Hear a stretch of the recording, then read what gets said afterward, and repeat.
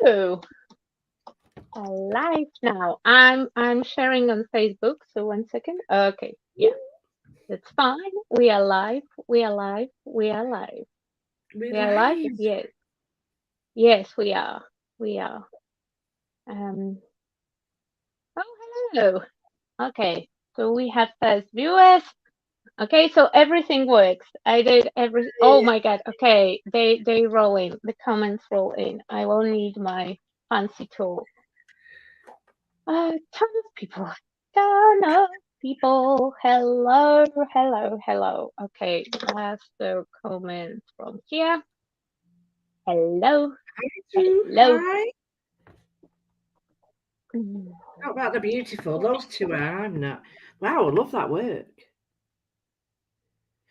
And Oh, comments are going really, really fast. So I will have one eye on the second screen, but I I can't can make do any that. Do promises that. that I Right. will catch everything because One eye on the screen and that's one eye on you. Sorry. Right, be serious with us. Come on. Anna is muted. Anna have to unmute herself.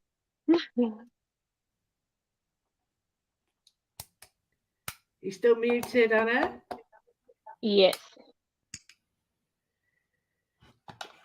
Did I mute herself? No, I didn't.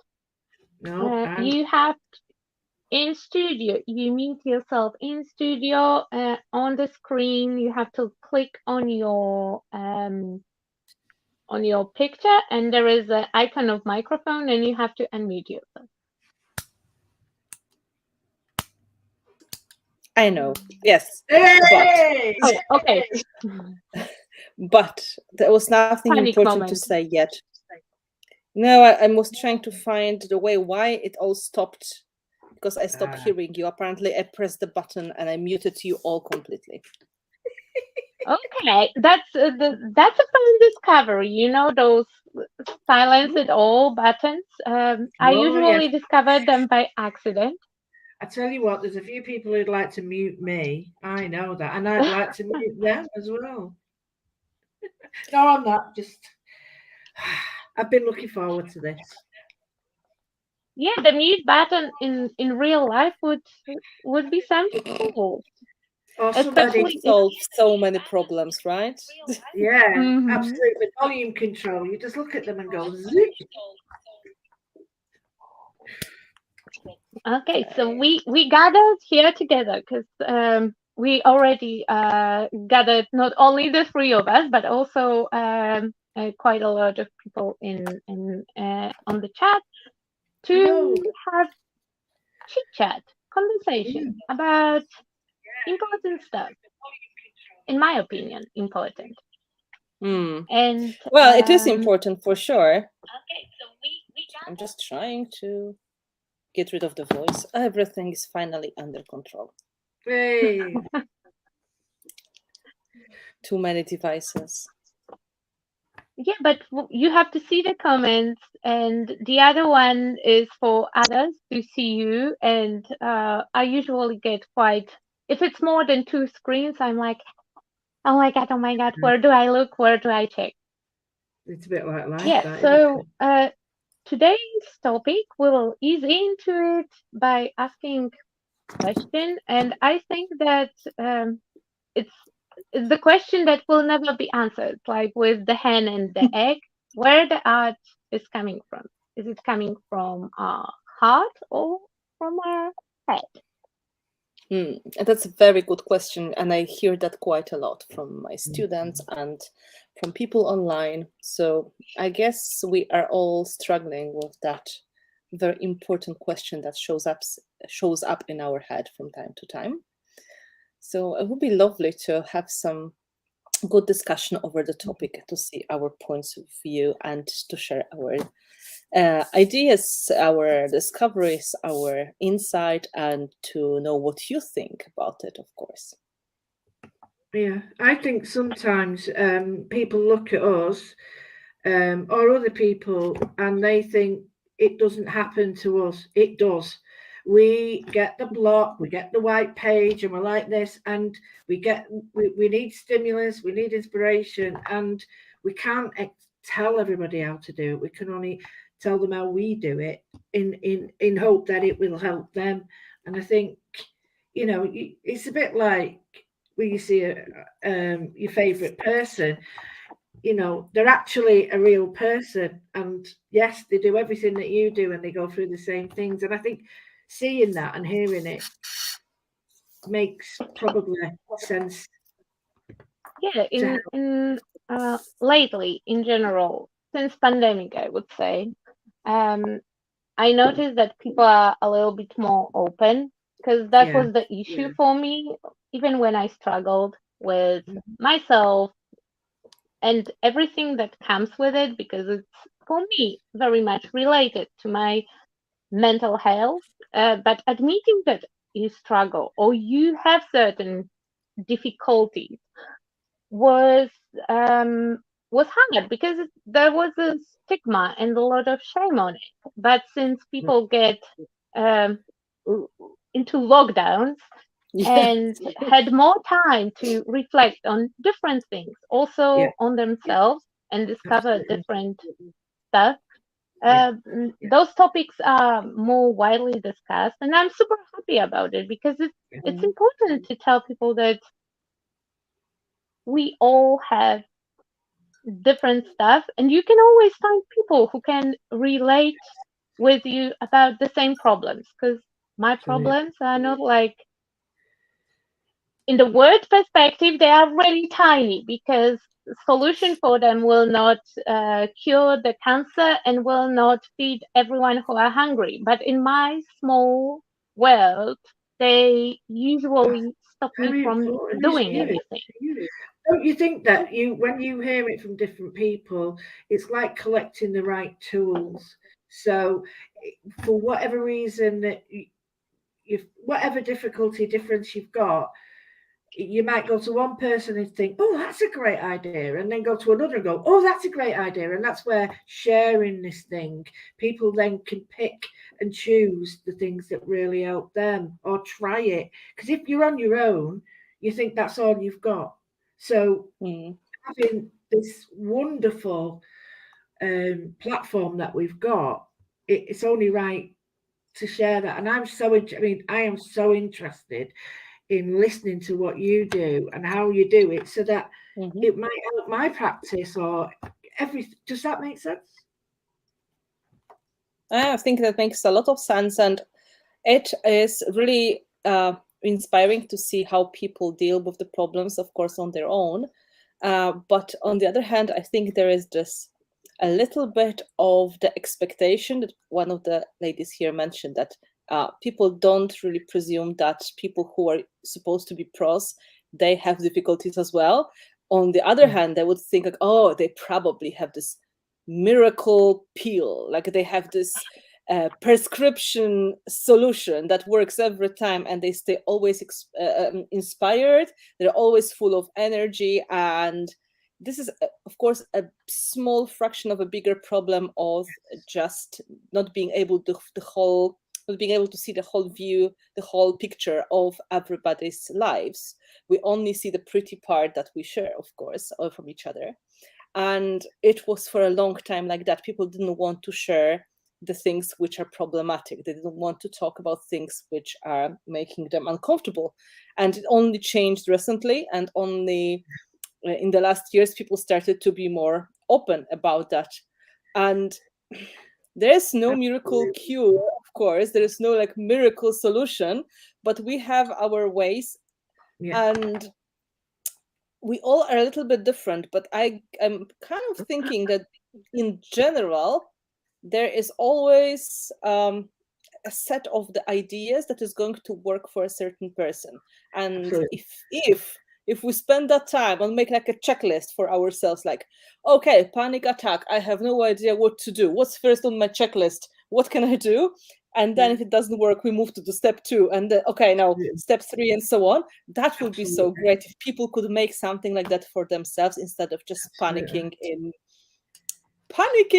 this, closed space they are and pretending and thinking, pretending it's all okay, but it's not. You made Funny you an say that because I have actual checklists. Like See? that's how I go through the day. I go with the checklist. Yeah, I do. And it's really amazing what you said yesterday, and about that was genius, because I'd not thought of it. And if you get stuck, get a few pieces out. That was amazing. And then look for your similarities. And I was like, I'm not being rude to you. It's so simple. Why haven't I tried that? And that was amazing. That was I was like, what? Yeah. That's Caroline brilliant. is mentioning some of the things I was doing. Yeah, I started the chance for the quick segue because there are solutions, and there are people like me who don't believe in them. I mean, don't believe. Now I have no choice. But like with everything, including those bloody checklists, that works for some kind of reason. I approach everything with the huge dose of curiosity, and I always thought that mindfulness is like therapy. It's doing nothing basically. You go therapy in my head was going to doctor, laying in the bed and telling them how do I feel about that. And mindfulness in my head it was sitting on some kind of yoga device and making and collecting some weird things. And I was surprised how both of you, with creative whispering and with mindful moodling, you use similar. The outcome is the same, and it helps you to find certain stuff, but the tools are completely different, and that's interesting because comments are agreeing with me because they both divided for those two things that. That's the thing, isn't it? It's one size doesn't fit all. So you can take elements from everywhere. And that's why it's so interesting when I've been looking through like your stuff and your stuff, Olga, that, there's things in there that really appeal to me. And, that's the same for others, isn't it? They get that chance then to pick little elements that might inspire them or keep them going or help them to structure themselves or help them through that block or whatever they call it. We all have a different name and we all have a different feeling for it. But we know what it means. We know what it's like. For me, it was always the biggest learning curve to listen to my students and to learn what they're really struggling with, because my job as a teacher is to respond to their needs in the most accurate way. And I even mentioned that I try to adjust my communication to them so it's going to be easier to understand what I'm trying to explain. And people keep struggling with the same things over and over. And it is kind of like a universal group of the okay, you disappeared. Okay, well. No, we didn't. I just just put the main discussion. Sorry, wrong button. It was funny. No, so I think if you just put it all together, there will be like a general group of questions that every person's on some kind of creative path is going to have. Absolutely. And in the end, I was really thinking what kind of skill set I need to work on that a little bit better, because of course, kind of naturally, we start our creative journey with a certain skill set we have just from our experience from the beginning, from everything.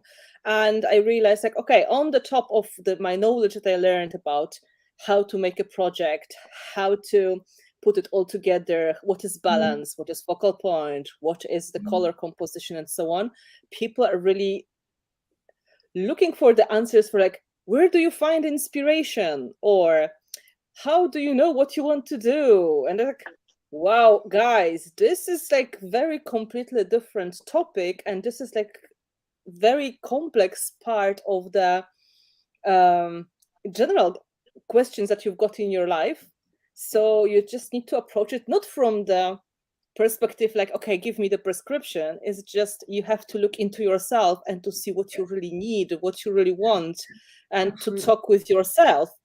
And this is a little bit more working not exactly just by buying certain color of the paint and a certain brush. It's more like focusing on, what is really happening inside of me. And this is why I really started to give this kind of more In let's depth. say in-depth classes as well, or this in-depth videos. And I started with my Structured and Patreon in-depth. group. Yeah. And they were really giving me a lot of encouragement. I have to say, I Right. started this creativity whispering idea where I'm talking about different ingredients of creativity, different things which are important. And in the end, I think they told me it was very helpful. I even made the full-time retreats about that last year, and I started to continue this journey this year.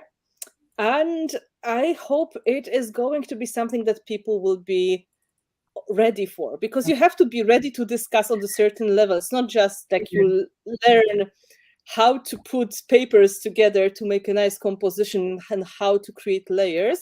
It's a little bit more about talking with yourself. And it's very helpful if you have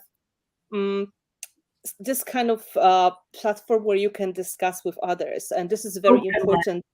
This kind of experiences, they happen in a group. So this is, you can see and you can feel the support. So you've got all the people on the similar journey, and they have a little bit different outcome, but in the end the change is happening. And in the end, some things start to click in different brains, different minds, different hearts, and it goes forward, and it's moving you towards the things that were maybe a little bit missing in your life, or maybe you just forgot they are important because you were too busy. So absolutely, it's completely different field. Yeah, I think what I learned from my students was the need for providing each student with something that suited their learning style. So I've got somebody there who's kinesthetic, another one that's auditory. So I needed to make sure that what I was doing reached all those. So I found that having a visual PowerPoint, a lesson plan, and an example helped me to get through to all those things, and it still helps me now. So if I get lost, I sit down and people have heard me say this, and they say 5 W's: who, what am I doing, where am I doing it, why am I doing it? And having those little pointers brings me back to what I'm focusing on, because otherwise I'll go off and divert, and I'll go here and go there. And I think that really helps me, having pictures, listening and seeing, reading, but reading pictures rather than reading words. But I did provide words because some people prefer to, understand it by writing. So that really helps me. And I think that's very similar to what you're saying, Anne, about you listening to the student and working with those things to broaden your delivery. Yeah, because I forgot that we're supposed to do some kind of introduction. I usually write some kind of intro because I'm here like as a proof of work in the progress, like very doubtful Thomas still, but kind of on the fence.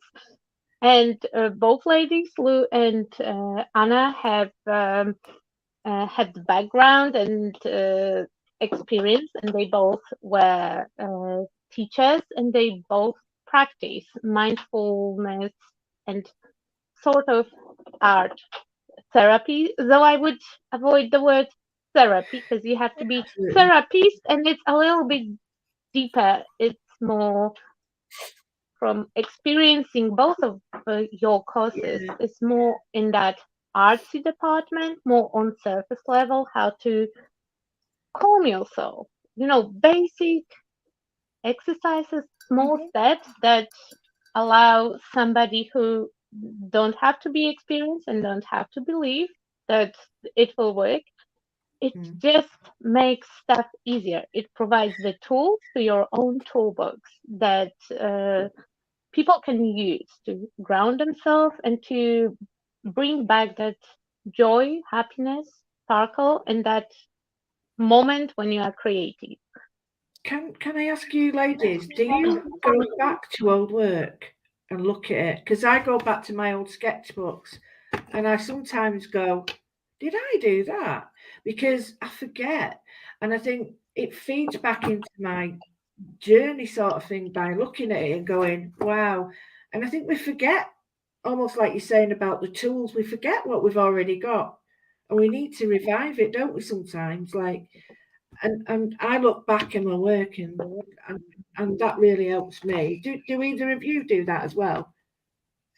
Mm, I don't really forget my work because I have some kind of a thing that I very hardly forget. Not maybe it's very hard for me to forget image. I don't know what is in my brain. I just mostly remember things very vividly. But I kind of come back to certain projects to feel the Right. mood I was in, which means I've got Right. it's mostly in the journals and not really with the collage projects. Kind of a thing maybe. My house is organized this way that my art is everywhere. Like, I just surround and things which are important for me. My collections of strange stuff, they're around. So I kind of see them all the time. But the ones which are very important are in fact my journals. And I have like a journal which is probably the best embodiment of this idea. I made a Mhm. certain journal with a certain idea on my mind, and it was only dedicated to one kind of project. And these were my old family photos. And Wow. these were the photos which were connected to the my mom's family. So my grandparents on my mom's side and my dad when he was young. And I used that journal to work through the separation with my family, to work through the grief that I am so far away from them because you probably don't know, but we live in two different countries. But I All of my family remember is in that Poland. before you moved, you started that journal because you Yeah, shared, I think, cover and couple of snaps of yeah. the pictures that I you will needed to use. work through the emotions because they were, of course, I was excited to move in a new place and I wanted to live the life I wanted to have. However, there was a lot of heavier emotions that were just, this kind of feeling being separation and being far away or missing the people who are already gone. And I Right. cried all the way when I was doing that journal. I cried every time on every page because that was somebody who was missing. And it's extremely powerful. Oh my God, this journal still has so much emotion in it. So when I look at the pages of it, when I go through that, I remember how this process was helping me to process what I really feel. Because when you Yeah. get so much emotions on your plate, it is hard to really understand what is Yeah. going on because it may feel like the whole group of bulls is running over your head one day the other And you just and you feel don't. like that then. Yeah. Yeah. So Absolutely. it was organizing my thinking. It was giving me this outlet to show the emotions that I had. And this is what I look for in my projects. I just go to these points when what happened in my life or what was the reason I made this, because there are always reasons behind my more important projects. And I have them on my walls and I remember this was done when I discovered this, or this was done when I had this moment, this was done when I was processing this. I Do you go know? not really for inspiration, but it is like showing me again the powerful the power of the process, because Right. that is what it is for me.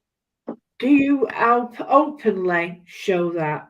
I mean, if you've got grief and you're going through it, could you look at that work and say somebody else, not you, that's about grief, or do you hide it?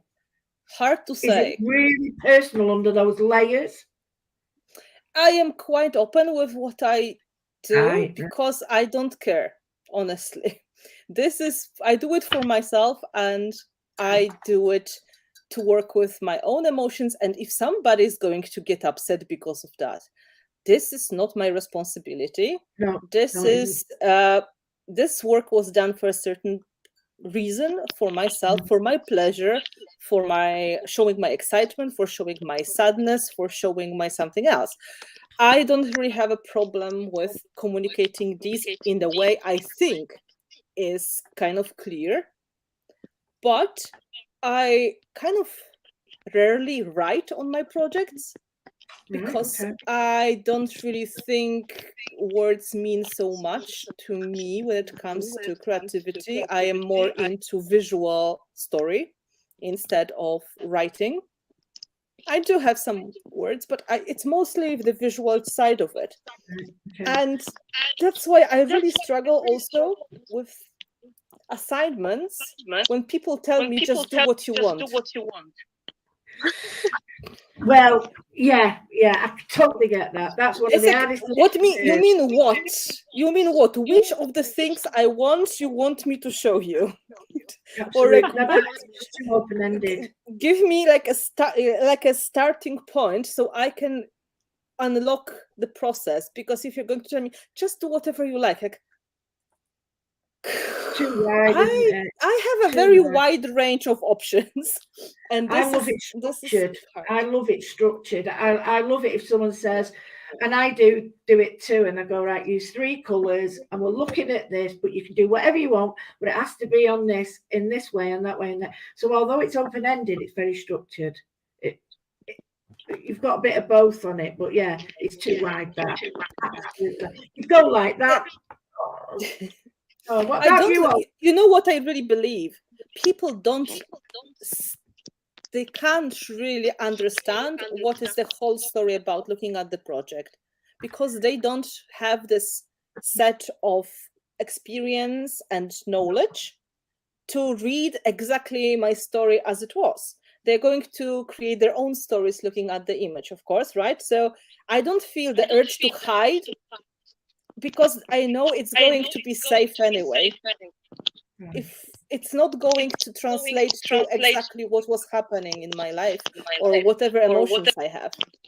And I have projects which are not very personal. I make them for marketing purposes. I make them to show the projects that are showing certain techniques, especially the ones you do just before the release or when you have to use them as a class sample. And they are still good. They're very good projects. They're fine. They have very nice composition. They are great examples of using the color and so on. But I don't feel I don't feel anything connection for them, to be honest. And there's no connection except, that's pretty stuff. Appealing, I can put it on the wall. Oh my God, I was scared that I will be the only one who will say like, no, I don't go back to my projects, and I'm trying to make them not personal for myself, not to get attached. I am attached to some of them, but because they were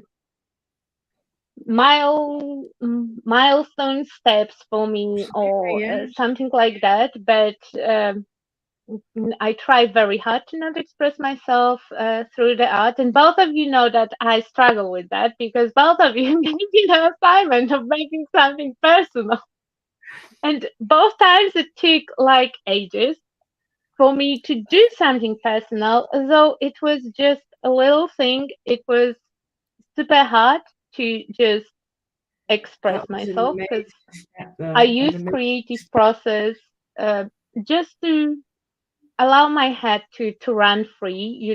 My thoughts are just running free, and I'm doing something. My body is moving and doing certain stuff. The other reason why I don't look at the projects is because in most cases I don't know where they will take me, except a couple of my favorites. I don't necessarily remember what Right. was going on when I was doing certain stuff. Mhm. And that's how I actually started that whole mindful thing, because I went through kind of crisis, call it however you want, and it was 2 years ago, I think. And back then, I did exercises with Anna. It was just before Creative Whispering Volume 1. I struggled with looking at my stuff because on some point I looked at them and I noticed that they spark much less joy than my very old projects, Right. and they were triggering not super happy memories for me. So I just took them all off and I struggled with doing anything because I was in that spot that it was like empty, nothing was going on when I went to my desk. Mm. I couldn't assemble things, even Mm. easy composition, in the way that I would like it. And instead of enjoyment and relax, I was frustrated, and nothing good comes from the frustration. From the frustration, like this kind of frustration. Yeah, that's a lot. Yeah. Yeah. So I don't go back to my old projects. My old projects are impossible to find because I clicked something and they are blocked. I cannot find them as well. I didn't back them up. Um, but I go back to ones that I kept and I have, because they I keep only the ones that mark that milestone for Yeah. me, personal milestone. Either I mastered some kind of technique or I discovered something about myself,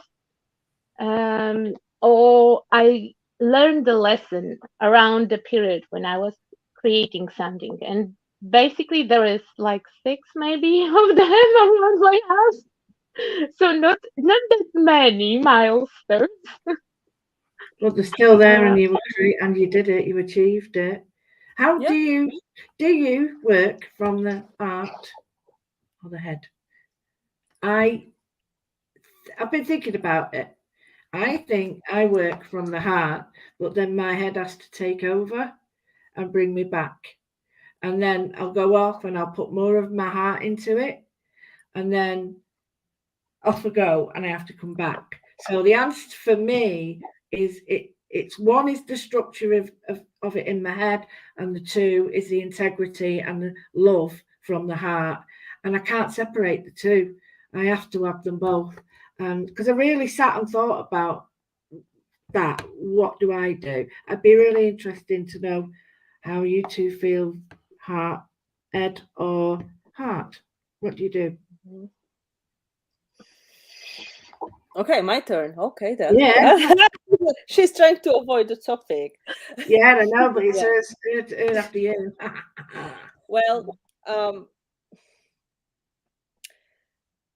I would say 90% of the time I work from the heart, in this meaning that I just follow the impulse that happens when I just need to start a project. And by impulse, it may be anything. This is why I'm so attached to this concept, like give me the starting point, because I can utilize it. I don't have to pick it myself, which is sometimes overwhelming. And some people just think I have some kind of secret process trying to make everything, So my secret process is I don't care. That's my secret process. I just make things, just letting myself doing all these layers, all these colors according to what I feel at the moment. Very rarely. Sorry? What if you don't like it? What if you don't like it? Sorry, I don't have situations when I don't really like it. That's very funny, though. No, it's brilliant. This is, if I don't like it, I tell you another secret. I absolutely can't understand why people ever use the word hate when they refer to their own work. I Don't feel really my heart is broken into small pieces. How do you say things like that about your things? Why do It's you a use crime. such a Yeah. strong word to describe what you have? If I don't like it, it means it is not finished because there's something bothering me. Okay, for example, Yeah, I absolutely. go with that. Right. Yeah, I go with the idea as it started. It's a good explanation, good example from yesterday. I was making a class for VIP patrons, and I didn't know where to start. There were not much of the feedback from the group. There was only one person who suggested to maybe do something dark, but I was not feeling like something dark. For 2 days, I had two images in my head. Another thing, I have images of the finished kind of projects in my head sometimes, Right. and I only had one idea. Exactly, that was Jenny. And what happened then? I just felt, okay, I wanted to use birds and I would like to use the frames. This is all, the birds should be escaping to the sides. And Mm, that evolved very quickly. Once I started to put things together, then there's this kind of intuitive process started. And I was just trying to find a way to build what I wanted. It was just an image in my head that I was trying to kind of make happen, but it was not a precise image. It was just a rough idea.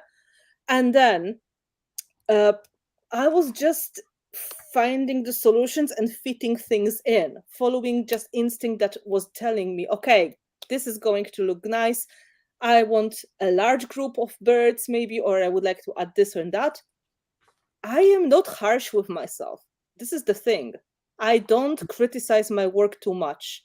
I just go with the flow and I say, okay, it doesn't have to be a masterpiece. It finished project is much more valuable than perfect because perfect never happens. never. So finished one is just enough, especially when you have good time doing it, if you have this lovely moment of being in the flow. And if I see, okay, this something is not working, I just try to check, okay, what can I do to make it work? Because that also comes with the experience. like The that more you too. do, like, the more you work, the more you art, the more tricks you know, and you know how to get out of the possibly tricky situations. So it, Yeah, I there is have always black gesso. there's always black gesso, of course. You can cover everything with that, and everything will be stunning in the end.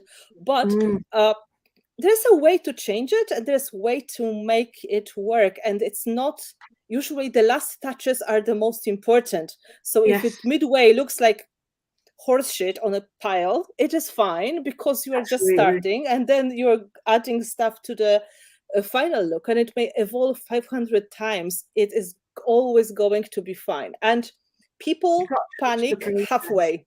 People Yeah. panic too early. They do.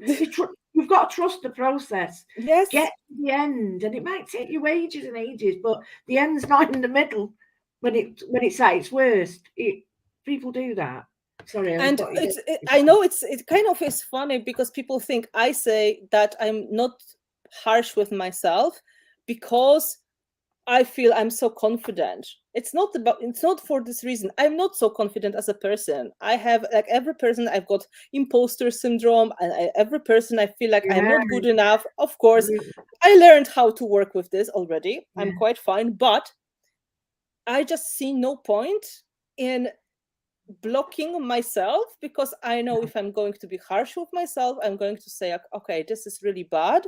It's only going to create a problem and it's going to create a block. Pointless. Absolutely. It's pointless. It's better to say, well, yeah, something is not fine. Let me think about it. Take a break, have a look, think, okay, I will try this. Maybe. Let's try this. Maybe good enough. Thank you. Let's move to the next step. Done. Because this is more important about going through the process than to master every single step. What I learned with my projects and in general with art, I think people don't see every step you take. People see the final look of the project. And then they are going to see the final all finished, cohesive look. They're not going to know like you glued and ripped something 3 times because you couldn't make up your mind, because this is not important. This is not what it is. It's just, it is what it is. Arting is complicated. And you Sometimes. mentioned during just then, you mentioned the word intuitive process. Mhm. And I really got the idea. I do this as well. There's a series of questions I ask myself, and maybe people will be interested in that. And one of them is like an internal dialogue I have. Oh, I talk to myself. Do I like it there? Would it be better there? Do I like this there? Do I like that? Instead of just saying I don't like it, you ask, why don't you like it? That's There's a thing. reason. Exactly. And then fit yourself with the little toolkit of maybe I'll try it again, or photograph it, or move it and photograph it, or walk away from it, because you'll look with different eyes when you come back. But yeah, the thing is, trust the process, isn't it? Let it get to the end. I think. What about you, Olga? How do you do it? Oh my God! I thought that. No, I thought no. it will go No, around. in the middle. In the So middle. Yeah. I work with my hands and I work with my eyes, not with the heart, not with the head. Right. I like to do stuff and I look at them, and if I like it, I like it. If I don't like it, it will go to the garbage and I will start again. But unfortunately, things that you are saying are basically a call outs for me, because I have entire shelf, entire unit over there. It's the unit of projects that are never finished because they are not perfect enough for me, and I don't know what to do with them. So they are over there and they are waiting for me to either find the idea, because sometimes I come back to them and I will finish them off when I will get the idea how to do it, or if I will gain a certain skill, because it's often I know what I'm going for, but I don't have enough skill or practice to achieve the look that is in my head. And until it will look like I want it to look, I will bin it and start over and bin it and start over, because I'm stubborn and it have to look like I want it, or it will be not existing. Yeah, this is how we are different. I never been anything. I never Which been means- And I'm very harsh with myself. I tell myself that I hate my projects all the time, and I'm very, very not kind. And you break very my little harsh. mixed media heart this way. But I understand you need it. This is your way. But on the other hand, like, I wouldn't bin anything, because you never know what may happen with this project later. Because you may come with this master plan that is going to just pop in your head one day, that you need exactly this thing that you just threw away. But I will rip off the better parts. It's not like I'm binning everything. No, it's like, come on, better parts, really. You may need exactly this platform that you made, and you may use it. Put something new on the top, turn it completely upside down, and it's going to turn into something different. Like, I'm a little bit guilty of being a hoarder, on the other hand, because I rarely bin things. Yeah, that is one of the problems on the list, and we are tackling the list. That's why we are binning stuff. I rip off the original parts from Vintage Market, etc. Stuff that are not easy or impossible to replace. And before I will place the item, like my magic found from the chest, I have a chest of very weird stuff, and I have one of each. Before it will make it to the project, it's usually a years of trying it with every project, like, oh, maybe this one. No, it's too precious. I kind of have like a display of the cool stuff somewhere at home, and I will stare for it for like 2 or 3 years as they are, because they are cool enough just as they are. And once I decide, okay, they were on the display for long enough, I'm ready to part with them and to turn them into something else, then I will dare to take them off the wall and use them for art. but I have to go through the process as well because they're lovely, and I just You're like almost grieving, aren't you? stuff. You're almost grieving when you So use you them. also this kind of person like, ooh, what if I will ruin it? What if I will Yeah. ruin that my perfect vintage thing? I know I don't do that. I told you this is like I have No. this faith, like a really deep feeling that I'm going to do it good enough, and Oh, I that's don't really I don't let myself agonize over the slight imperfection because right. I am the only one seeing it, and I don't see it as a flaw. I see it as this. It's just a thing that is not exactly the way I was planning, but still works. So maybe this is just me being far No, from it's being perfectionist, but I think if good enough is fine, and people don't see this difference between what I perceive to be perfect But and what I I perceive to be see it. good enough. But Yes, I easy. only see you. it because, Only you. like most of the things that I'm binning, other person would look at it and would say like, "Oh my God, it's awesome," and I would be like, "No, it's not because it's not what I want it to be." I But don't it have does But high help. expectations. I don't have too high expectations, maybe. No, Because I it's don't. but since really a long time it didn't happen. Since I do my exercises, since I keeping the schedule, and since I'm going, like what literally, I have a list for the day that also can be split into small steps that start with like pick up your bum and go and do this and that. Day is Absolutely. divided, and there are Mm. alerts that are reminding me that okay, now it's artsy time, and I can do with it Yes, whatever I absolutely. want. Now Absolutely. it's I have working the time. process. We are sitting and doing stuff, I and have this yeah, go. without it, I can do anything.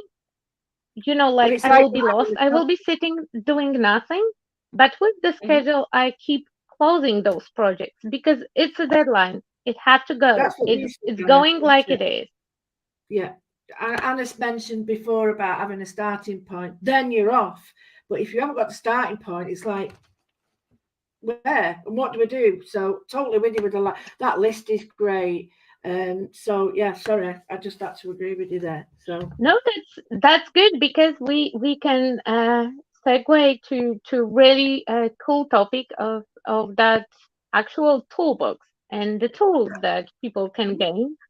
yeah, Because like since some time, because I'm work in progress still, especially in that Spoiler self alert, it is awareness. like never ending work in progress. I'm just saying this is never going well, to we're all end. like that. But We're all like I still feel that I'm still at that first phase, and I feel like I'm like that. I know that I can rely on those lists, on the fact that if I will sit on Sunday afternoon and I will make a list for entire week and I will follow the list, even if something will go wrong, I will still have Come back to this. quite decent, productive Mm, week that will not exhaust me.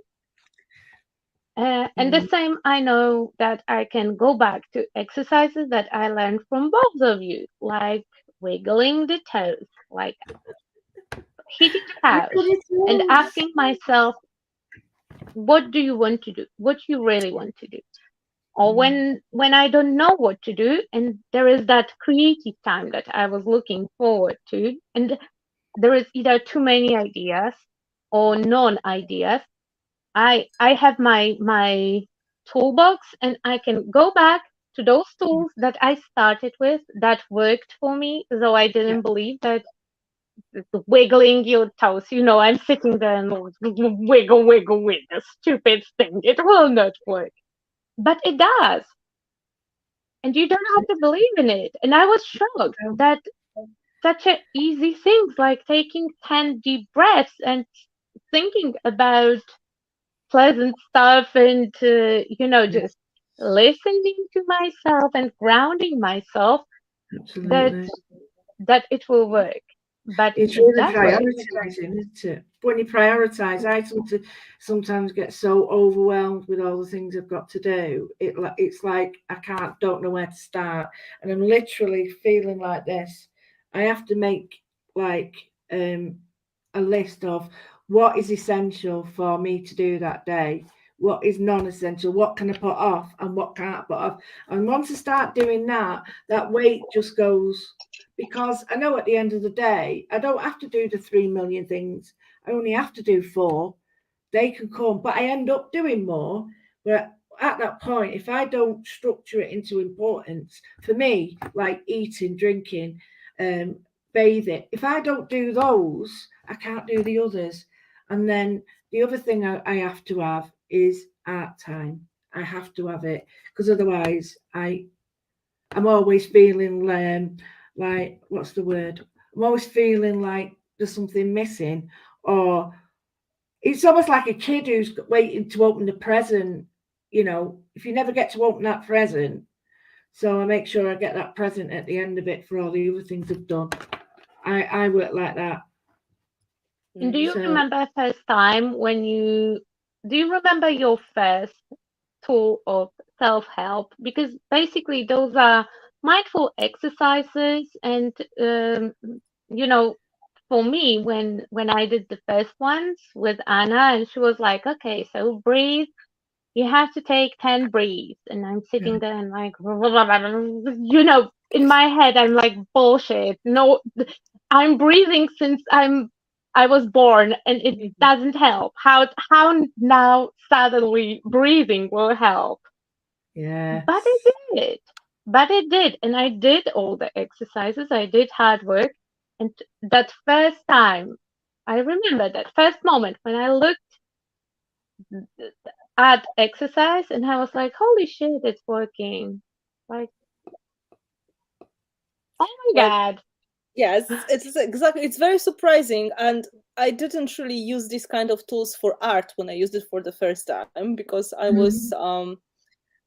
it was a clash of mm, learning some of the basic yoga techniques to help myself with my very sore and very Bad um, back. very bad back. Yes, what is one of the uh, problems that you get when you bend over the table a little bit too much All the when you time. have big projects. So this is like bending over in very uncomfortable position. I don't recommend. If you can make your space comfortable, get a good chair or a tall table, that's a very Totally. good solution. So um, I was thinking just like Olga, bullshit, bullshit, bullshit, bullshit. I'm Absolutely. breathing. Yes, I'm breathing. But in the end, after I was lucky enough to have private classes online, but private classes with very good yoga teacher. And she was like, Wow. I can see you were not doing what I said. I said, breathe only, nothing else. Like, what do you mean, nothing else? Don't think. Follow Thing. your breath with your thinking. Like, try to see where the air is going. This on is Where only. it, where Like, it comes up push it. and yeah, Yeah, yeah, yeah. Jesus. It was hard, but the more I was trying, the first day wasn't a success. Second day wasn't a success, but the third day started to click. Okay, really, it calms my body, which means it's very like a manual massage. If you calm down your breath, if you just switch off for a moment, your body is going to be tricked into thinking we are Absolutely. safe, we are relaxed, we are in the good place. So Yeah. even if your brain was panicking, it was overwhelmed, is going to like, oh, so we are not running now. There's no tiger in the bushes. We can finally focus on something else.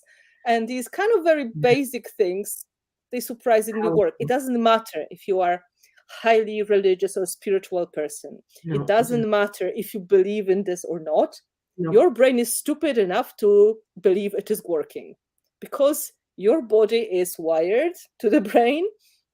And if you can't calm in a way that you start with your head, No. you Start have there. to start with your body, and then the body is sending the signal. So when you say about the wiggling toes exercise as a grounding It's the exercise, same or for thing. me, just finding ways like breathing, mindful body scan, or Yeah. things such as relaxing music, or the music that is uplifting, or any Yeah. other thing that helps me just calm down. It was really surprising, because I'm not this kind of person that would be really Artsy easy, fairy. yeah, easy to believe, and I'm not really that kind of. Yeah, I get can you. go with a lot, really. You can try a lot of stuff with me, and I'm going to follow. However, I'm more like Crazy thinking critical bullshit. thinker in a lot of ways, and that is surprisingly helpful. And then I tried similar approach with my students, and it Right. was done in several ways. We tried different exercises, which of course I adapted to our creative needs. The ones I Right. translated from like everyday life into creative needs. Okay. And believe it or not, this stuff works. People just respond to the things even without realizing they do it. They just Yeah. respond to environment without thinking. If your environment is unfriendly or cluttered or dark, or in any way triggering things that are not making you feel fresh or safe, they're going to kind of put you in this mood that is not creative at all. So You even have this, to keep that, don't you? You have to create that. You yeah, have to give them that safety. So you have to portray it. If you're sat there like that, that responsible No, compassion. you will have to also set that first mindful experience, and I will be back in 5 seconds, and then I will retreat back to a couple questions because I put Yeah, some of them on the paper, and I see that more is coming. So I will great. just quickly run to silence my my household, and I will be totally back with you. sure. Okay. But it's true, yeah. Well, I'm the big screen. Get off. But yeah, it's you have to be. It's. I always remember, teach because you were a teacher as well, still are. 5 lessons in a day. You have a bad lesson at first lesson, Mhm. then you can't take that with you the whole day. You have to have that time when that that's gone and out of the way and move on, because you can't allow that, and you can't allow anything to to portray from home or anything like that to the students. And it's the same as what you're saying. If you're not promoting that or giving that out to people, they're going to be hectic, they're going to be Mhm. anxiety, the levels are going to go up. So you have to be there. What's that word? You have to be there. Anchor. Yeah, absolutely. Their visual prompt, their anchor, everything. You have to portray that, and then can write down as well, don't they? They just settle. I'm We interested in that because I think the power of Yeah, the suggestions like that. yeah, we are kind of very strongly interact with each other, even if we don't realize that, because people don't pay Yeah, attention to a lot of things. But even I learned one of the things, which is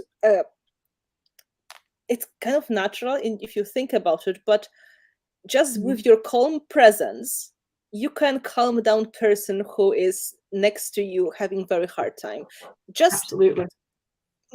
kind of forcing your calmness Yeah, intentionally, you're going to absolutely. help that person start breathing slower. I did that exercise with some people who were in a very hard situation and distress. I was just sitting there breathing slowly, that loudly that they couldn't really hear me, and they could see that I'm breathing, and it was helping them to just go through all that moment when they had a small breakdown, to start breathing in a slower pace and to calm down. And this is how our body works, because we are pack animals. We are supposed to react to other creatures from our pack. And if you live with animals at home, they react to you and you react to them. But we Yeah, also do the same to the other humans, no matter what you believe. People are affecting you just by the way they behave. even if they're just sitting there breathing. So that is important, that you are showing the example. Like, for the teacher, of course, it's important to control the environment in the best possible way, so people feel encouraged and energetic and hopeful and ready to go, and they have this good energy in them. And I think it's my responsibility as a person who is working with people to make sure that they're going to have the best possible experience and to give them what they need. And sometimes they need support and being, on the high energy for them, just to give them that boost. But sometimes they need to hear, really, I feel very bad today. I feel like shit. I don't really have energy. But it is going to work anyway, because there are ways to work through that, and I will show you what I do. Because this is, again, coming back to this perfect image of some people.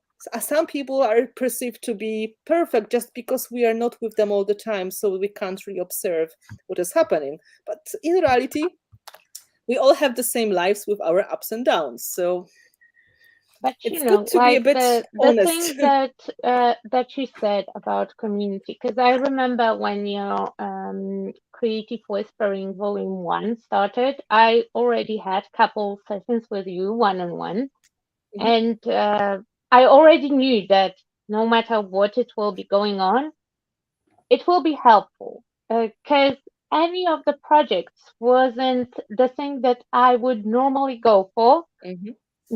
Any of the projects that were used as exercise would be something that I would say, like, I particularly enjoy creating, but I took it as an exercise, and everyone in the chat, in that classroom, in that space, on the first one, we will all be like, oh, first step was cleaning, so very excited. Everyone were equally excited, but then I saw that me as well. I'm a huge fan of cleaning. Oh my God, I can't stop myself. I love cleaning so much. Really, and we were coming back for lessons, and I saw it that entire chat was excited and there for each other. Like in the particularly harder moments when somebody struggled, there was a lot of like lifting up on the chat. The same thing is in Lou's group. No matter what you are doing and how bad the day is and how wrong and horrible your stream is going, there will be people who will be there just to support you, just to tell you, like, oh, come on, it's not that bad. At least we had fun time and we can try again later. So that sense of community is very important, because we are kind of packed, all the creative minds. We are the group. And so two of you have completely different styles and like areas in that creative word. I'm not particularly going for the link style that Lou is doing, but I still found a way to use her exercises in my thing. Yeah, so absolutely.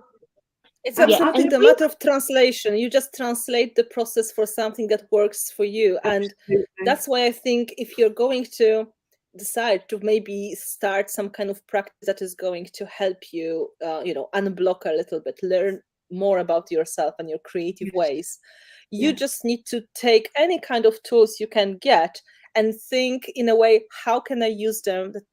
How can I alter them so they're going to work for my needs, for my style, for what I do? Because again, as you said, we're not all the same.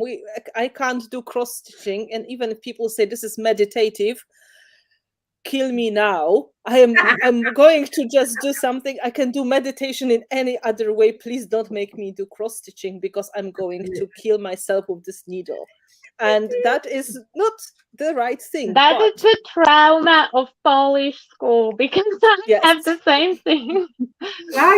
We have couple questions, because about community. There was a lot of people who were mentioning for both of you that the exercises and the presence and the guidance was very helpful, because sometimes we don't know that we just need that somebody who will just be like, no, no, no, you're going in the wrong direction. Just go there, there, Yeah, there.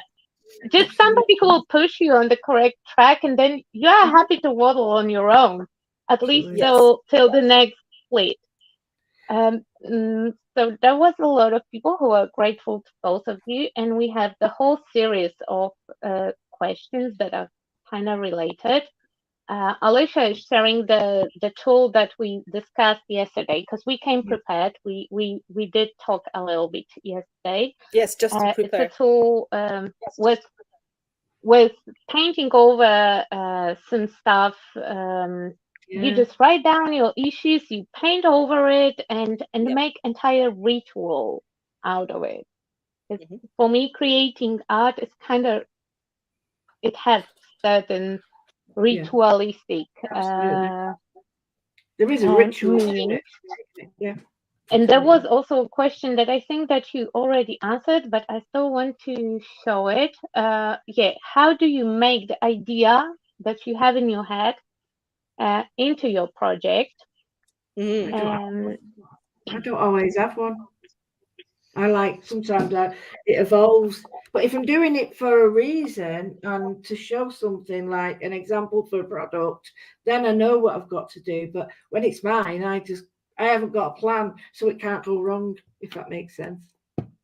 I And think what with people maybe imagine when I said that I have an image of something in my head, they think that I have my Is it a finished? project blueprint. like a finished, like a photo of the finished image. What while in fact this is not true. It is more, it's not a sketch because it is in color and in texture, so you can't say it is a sketch. Okay, maybe if I was making just flat projects, would be just color, but there are certain key elements which I know are important, and then there are other elements which are background, and they are kind of happening there. So my image in the head is going to look like, for example, I want to make a project. Let's take an example with the birds yesterday. This is a good one. I had an idea, something happening in the middle, probably an image. I didn't want to reuse an solid element. I wanted to use a photo. And this effect while the birds are scared or they're flying away to both sides, like, you rattle the Yeah. bush and then the birds are flying out. And then, of course, I wanted to have it vertical and I wanted to fill the whole space with this. And I had certain image in my head, but I knew the key element is birds, the key element is the vertical composition, some kind of frames which are going to build solid feeling. I had the idea that it has to be on the white background and it has to be with the certain color palette, which was, again, with some wiggling space. And this is really applying to most of my projects. Even if I have a really complicated collage in my head, I know the important person is tall looking lady with broken wings, kind of like unimpressed face expression, dark hair, and some kind of a crown on her head. And then there will be some kind of golden drips in the background. No idea what that is, but something golden, probably going to be going all the way down for a good balance. Yeah, she should be dark. The background should be light shades of blue with a bit of gold. That should be fine. And this But is the sketch. I described one of my projects I made in the past, but this is what I had. Like, I can tell you, I have plenty of these images because I never have enough time to make all the projects. But I don't think tiny little detail is important, every little detail. Because if you think about the way I create, yeah. I put tons of stuff.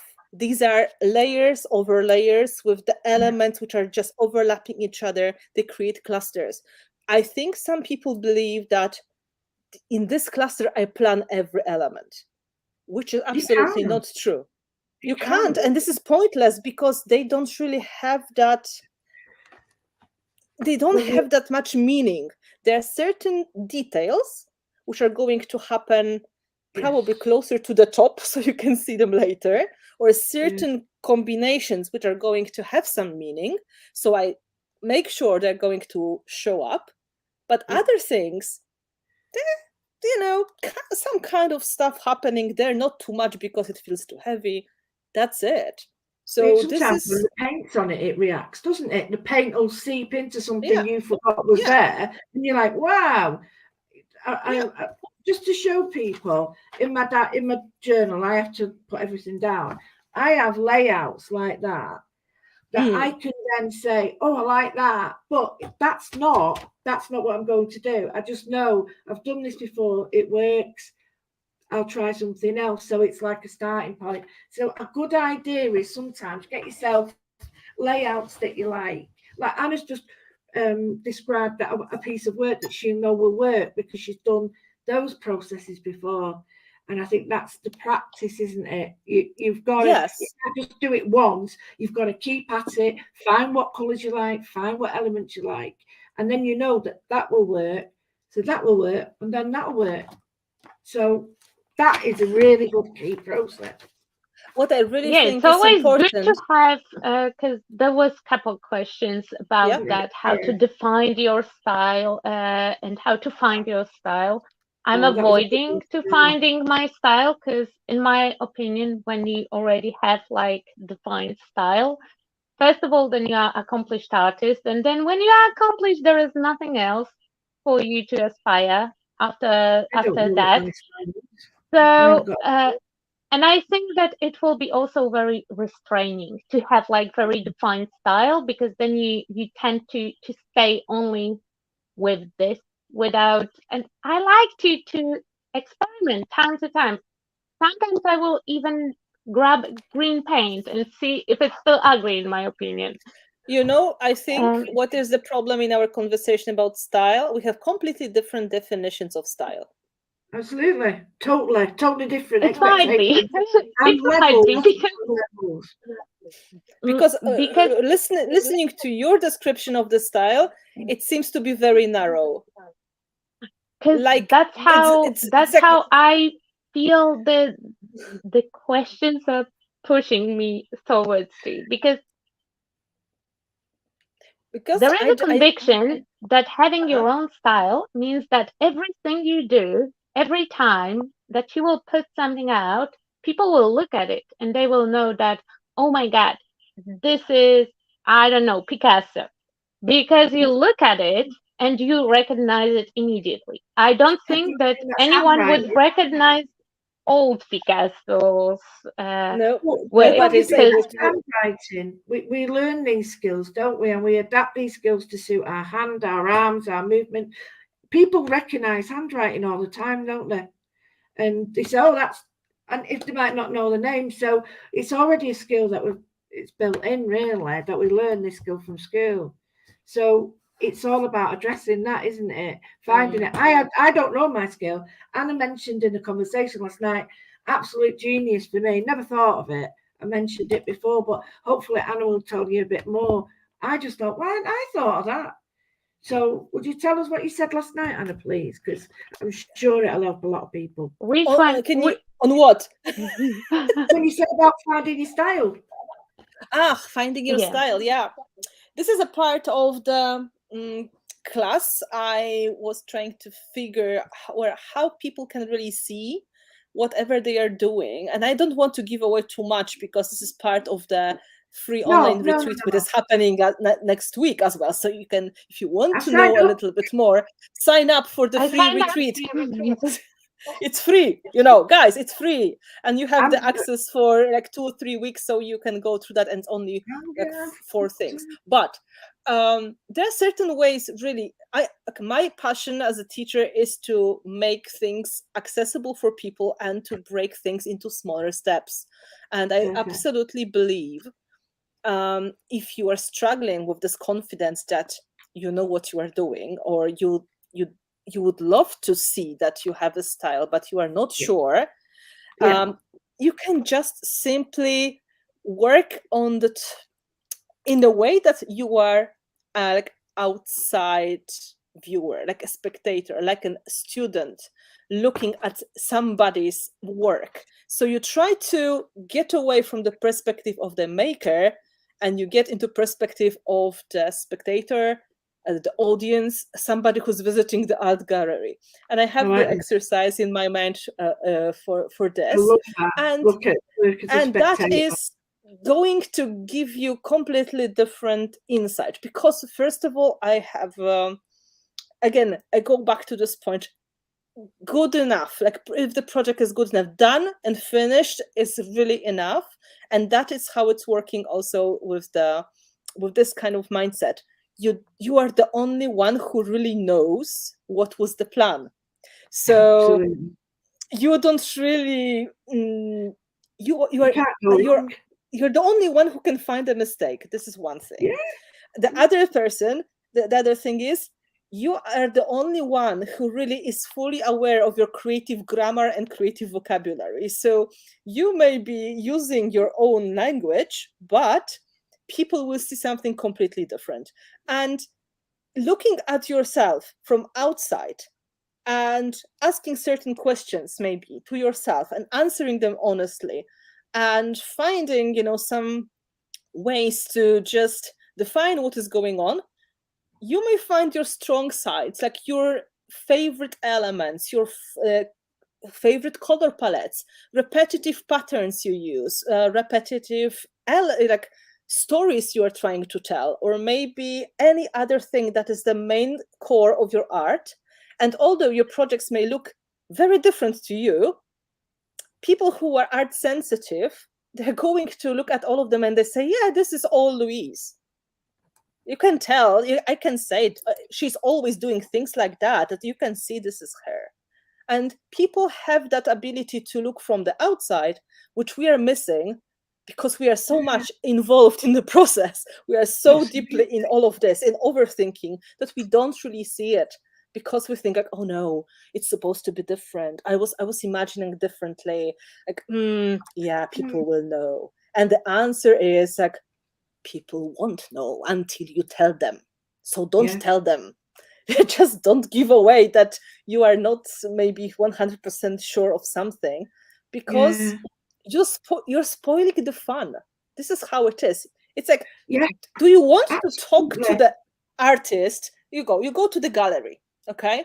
And you have your own art, and kind of our Instagram or our Facebook page, it's like our gallery in a way sometimes. It's our gallery, yeah. Do you want to really talk to the author saying, yes, I really do like what I really enjoy making these. However, I'm not so happy about this color here on this one. I was hoping for more cobalt tone. What do you think? I think it would be better with the gold and cobalt instead of ultramarine. And, it's a little bit bended, and I don't like the structure of the paper here, but it is what I had. I'm sorry, it is not perfect.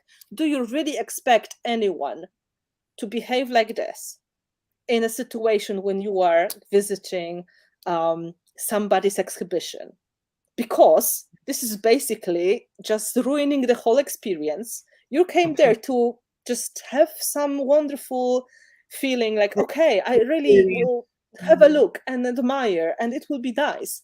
And on the other hand, if you're trying to sell something, like if you are this artist who is starving and trying to sell stuff, do you really do that? Do you really give away all these mistakes? Imagine Picasso going to all the people, guys, I didn't have the right color of the blue, but I did whatever I could, and I think it will do. What do you think? No, really? It don't work like that, does it? It doesn't. Rachel's I've just made a comment, and Rachel, a very good friend, she once said to me, she put it in the comment, would you treat your friend that way? And it was like, whoa, would I actually speak to a friend the way I have my conversations? And the answer is no way. I would never be that hard. I would never be that nasty, that blunt, or just not listen. And I do it to myself, wouldn't to others. And I think exactly. That's the point. Would you do that to your friend? No, look, you wouldn't. From the point of view of a teacher, right? I do have a lot of students, and they have different skill sets and different natural techniques they have. And when you go into the classroom with these people, you're supposed to share your techniques with them and help them to create something that they see as you show them the example. Yeah. How do you respond to this art in the end of the class? Try to think when you are a teacher and how do you respond to this art? Because you're going to have 20 different interpretations of the same thing. Are you going to compare it to the piece that was done by the teacher, or you're going to see how far this person went from the very beginning to the end of the class? That's so This true. This you can't really do that. You can't even compare them to each other, No, because you don't know can't. what they are doing. They have different skill set, Absolutely. different preferences, different ways of expressing themselves. You only want to see the progress for them and how they feel about it. You can't really say, oh, this is not good enough. No, Like, it's you not have good to as try yours. harder. Yes, this is not what it is. And Not we what it's do that about, to is it? ourselves. We do Yeah. it to ourselves all the times. Absolutely. Like all the Absolutely. time, we just do like, like, what is that? Like, very critical I thinking feel is called killing out us. again. I'm sorry, it's not weird. about you, Olga, because you had the episode in your life when you were a teacher. You were teaching class in person. Yes, So you can relate to yes. this feeling. You What, can relate to with this art feeling. work, you mean? What you To doing? this art? one, especially, yes, because Sorry, I'm trying to get. I'm doing it to myself all the time. I look at this thing that I'm still working at, and I know that it's ugly stage when we have those bits and pieces, sometimes a half of the old project. So it's all like mishmashy, very ugly. I'm just in it, and I'm creating it, and I will be like, no, it looks like not nice. This one, that idea, and I tell myself like, oh my god, stop, you're useless. Just do it. You know what you want, just do it.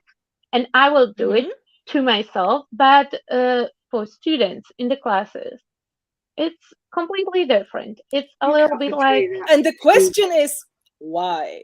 Why is it different? Why do you do it to yourself? Again, I'm not telling you to change, because this is completely because different my process. answer to those questions is always like, oh, do you like it? Do you think it's pretty?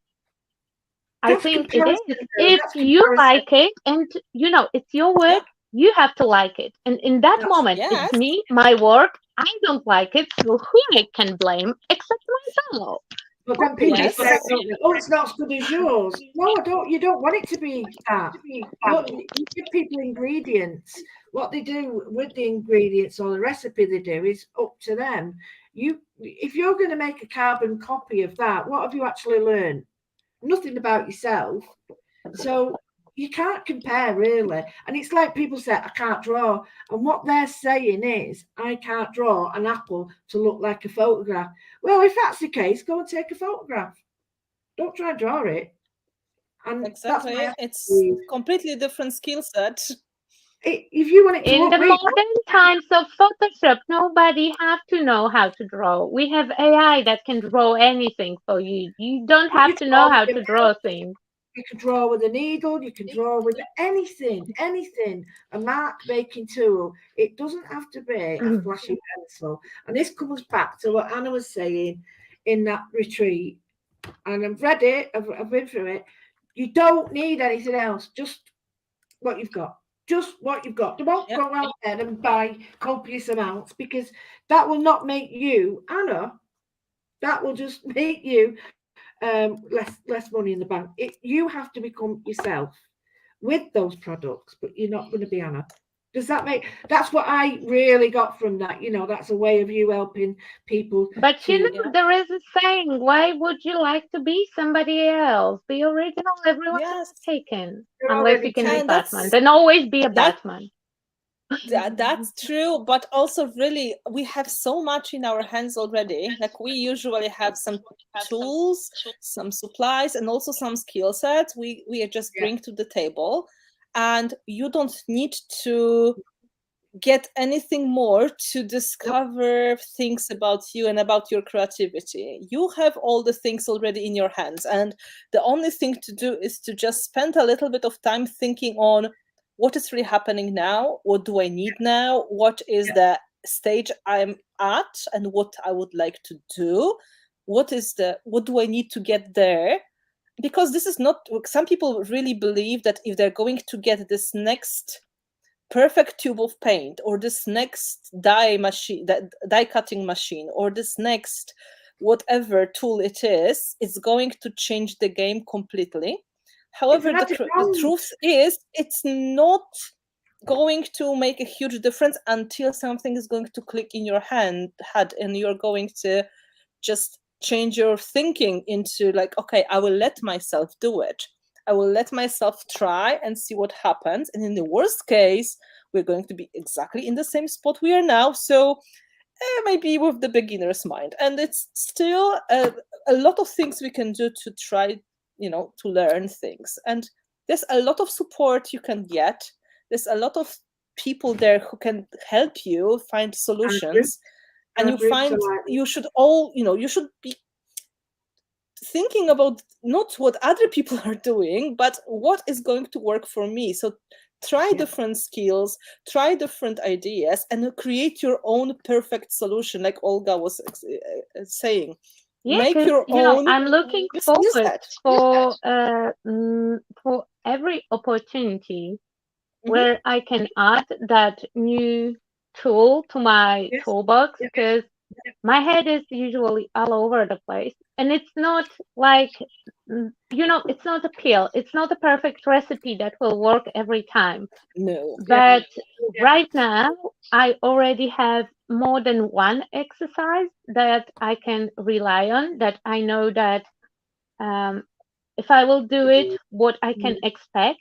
And if this one will not work, then I will go to the next one, to the next one, to the next one, and one of them will finally work. Because finally, I will focus enough on that grounding and breathing that I will calm myself and I will find a solution. Because there was a very cool question: what to do when you have the time and you have too many ideas, and you end up doing nothing because you have too many ideas. There is a professional name for it. It's dysfunctional paralysis. And okay. Frozen. And it's quite a common problem of people who are very creative but don't have a lot of time, because then when the time comes, you want to do most of it and you will end up doing nothing. So what to do? The first thing that will come up to your head. Just do the first thing. And if you get bored, drop it and try another one. You have 1 hour to be creative. Try absolutely everything that comes into your head. Absolutely. And this is also another skill that is very important, to just understand that not everything is going to be huge, beautiful, and groundbreaking project. I was talking about that in the retreat I did in the summer. That was that was a time when we were waking up our creativity after winter and stretching our creative muscles. And I was just posting like a lot of little reminders about creativity in that online workshop. And one of the very important things that people forget is like, not every project you are going to make is going to be beautiful, big, astonishing, wonderful. No, but every single one you're going to make is equally important, because the process of making that is important. And small art, even if it's like tiny little bit, is still valid art, and it still makes the process going. Because if you have limited time, is it better to sit and just hope it's just somehow miraculously it's going to stretch, or just to do something small and push yourself a little bit into this creative zone and start to feel like, okay, I did something. It's a small accomplishment, maybe in the size, but I did something creative today. Even if it was just watching a tutorial, it's already counting, Cleaning your space is already counting. Planning your project is already counting as art. Even watching inspirational, beautiful movie is going to count as making art, because Absolutely. your brain makes the art in the background already. Gathering your inspiration counts as making art. People Does. think the only moment really that counts is when you sit next to your table, surrounded by supplies, and you really make it. But in reality, we have limited time in the week, and it's good if we can schedule these dates for this as much as we can. But we can also do small things in the meantime, and this is what I call like artful living. We fill our life with art in small bits and pieces. So in the end, our brain is processing that in the background, and this way you never run out of ideas, because there's always something going on. Yeah, and if you think about it, it's never like you will just sit surrounded with suppliers and stuff will happen, because if that would be the case, we would at least start talking me. about it. But I think that most of people in the chat, just from only sneezing in the craft corner, they would produce like masterpieces. Right. So this will be lovely. I work in my studio all the time. I will be like popping my projects all the time out of my head. Don't you think though, we for me, allow ourselves to make mistakes? So if you say, okay, I really don't like it, or don't do this, whatever it is that you do, and put it aside, more often than not, we beat ourselves up about what we haven't done, spending time worrying about what we don't like, what we don't do, when we could create something and learn from what we don't like and do what we do like. I do that all the time. Yeah, you have to try things. Otherwise, you will not know. And I think that that would be the closest definition of the style, though I would not define the style, because I think that the style is just the things that you like and you gravitate to. It's your safe box, that safe zone. It's your everything that you feel comfortable with using. That is your style. Basically, that is your style. If you don't, on some stage, we all are scared to add that specific product because we don't know what will happen. But when you already know what will happen, how the things will react, and you are comfortable with just splashing stuff on your project, and you are doing those steps without thinking about them, that is your style. Things that you look at and you think like, oh, that's cool, that is your style. That everything together is your style. And the huge difference that I made was not looking for style, not looking for the new supplies. It's first of all using up my old supplies, because I had a huge guilt about stuff that I bought to try, and they were not my thing, not my style. I just bought them because I don't know, they will change stuff. They didn't change anything. The only thing that changed something was changing the way, changing the head, changing the way that I approach things. And I'm surprised that, as chaotic as I am, I work so nice with that divided schedule. And though I was saying that I will not be able to just be creative on demand, it's not being creative on demand. I just schedule the time that I'm creative all the time. I just schedule the time that nothing you physically make stuff. Yes. Because it is a lot of elements included. Like, you just have to let the thing happen. It's kind of natural that if you think about certain things, they're going to come up into your mind more often and more often. And if you decide, okay, I'm a creative person, it's important for me to make art, it's important for me, whatever the reason is, you're going to, even subconsciously, put quite a lot of thinking into this. So it's important to feed yourself with the right content and not overwhelm yourself, because some people are overfeeding themselves as well.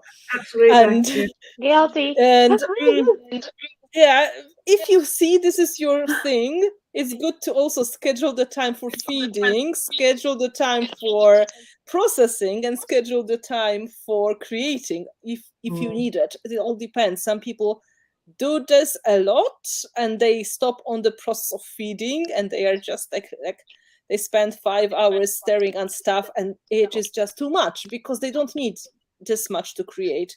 But Then you it's will just be like a rabbit overwhelmed hole. for sure. Yeah, you And get and overwhelmed. that will lead to overwhelm, to I feeling always try to overwhelmed. talk to people in this way. Like, we are we are from the generations that remember the time before internet, and we know how different it is. I know Olga. We are similar age, Yeah. so yes, we remember the life I'm without a lot internet. older, so don't worry.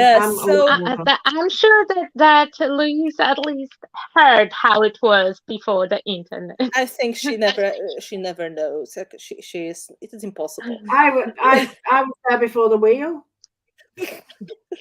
So Yeah, I really remember the times easily when, to get inspiration, you would have to actively look Go to the and library. actively go out and Yeah. actively spend time on memorizing or taking photos if you are lucky, or sketching. You get you have the to go. You have to, first of all, if you didn't have you had to something at go. home, you have to go out to the library. Yes. You have to talk with the Library, person. gallery. If car, you're book- lucky to be in the big city, you could go On the to the bus. museum or gallery if you were there. Walking. Yes, absolutely.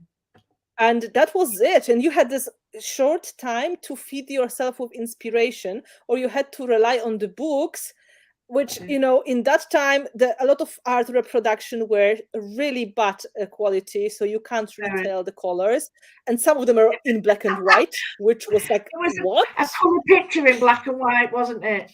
Yeah. And comparing to the amount of the inspiration we are constantly bombed now from Instagram, from Facebook, Pinterest, and everything else, we are supposed to do completely opposite thing. We should not really look for this inspiration that much. We should be more avoiding it, because it's going to overwhelm us, because our brain is not ready to process that much of information in efficient I way. have social media ban. I will be honest.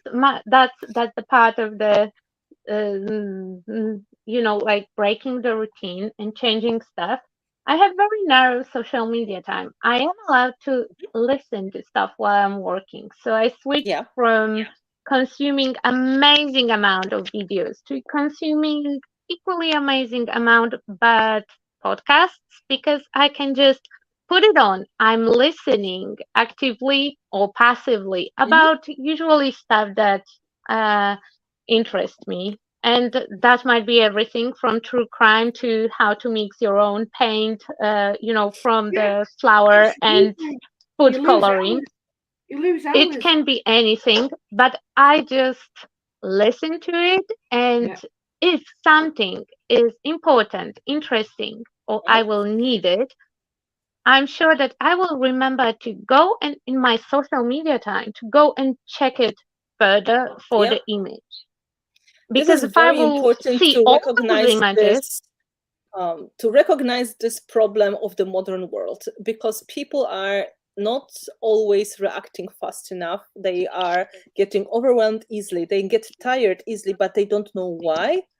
Because social media are designed this way to capture our attention.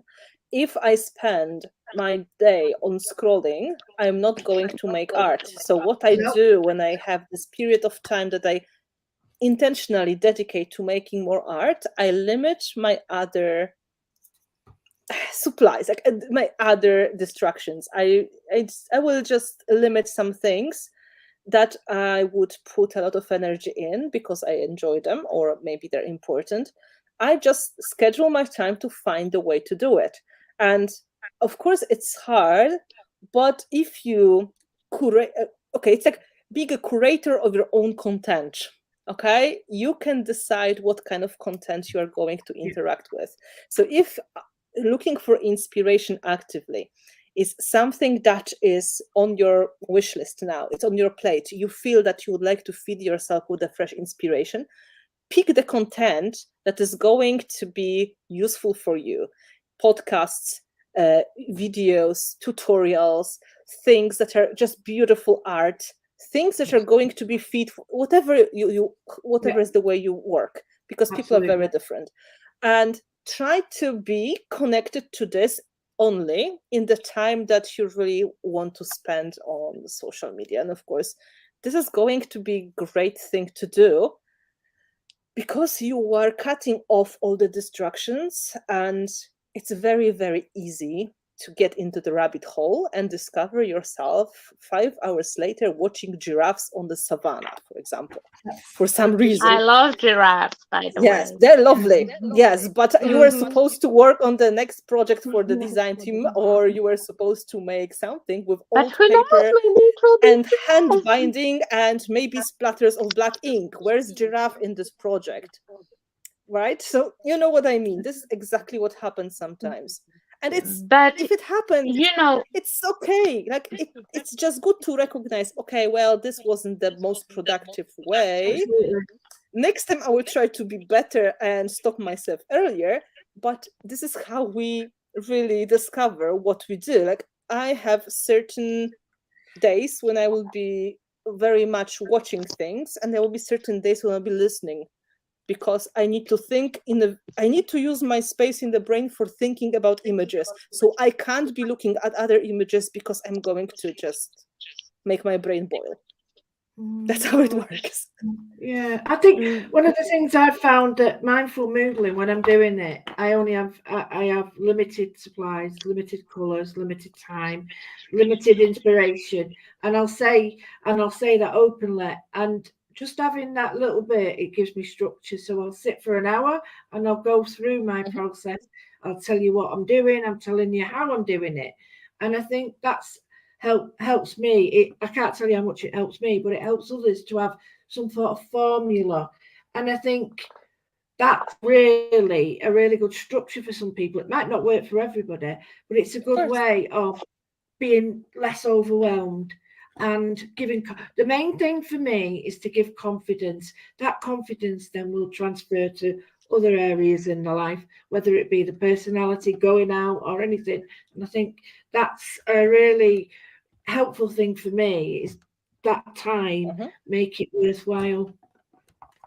Yeah, picking your content carefully is important, because we are having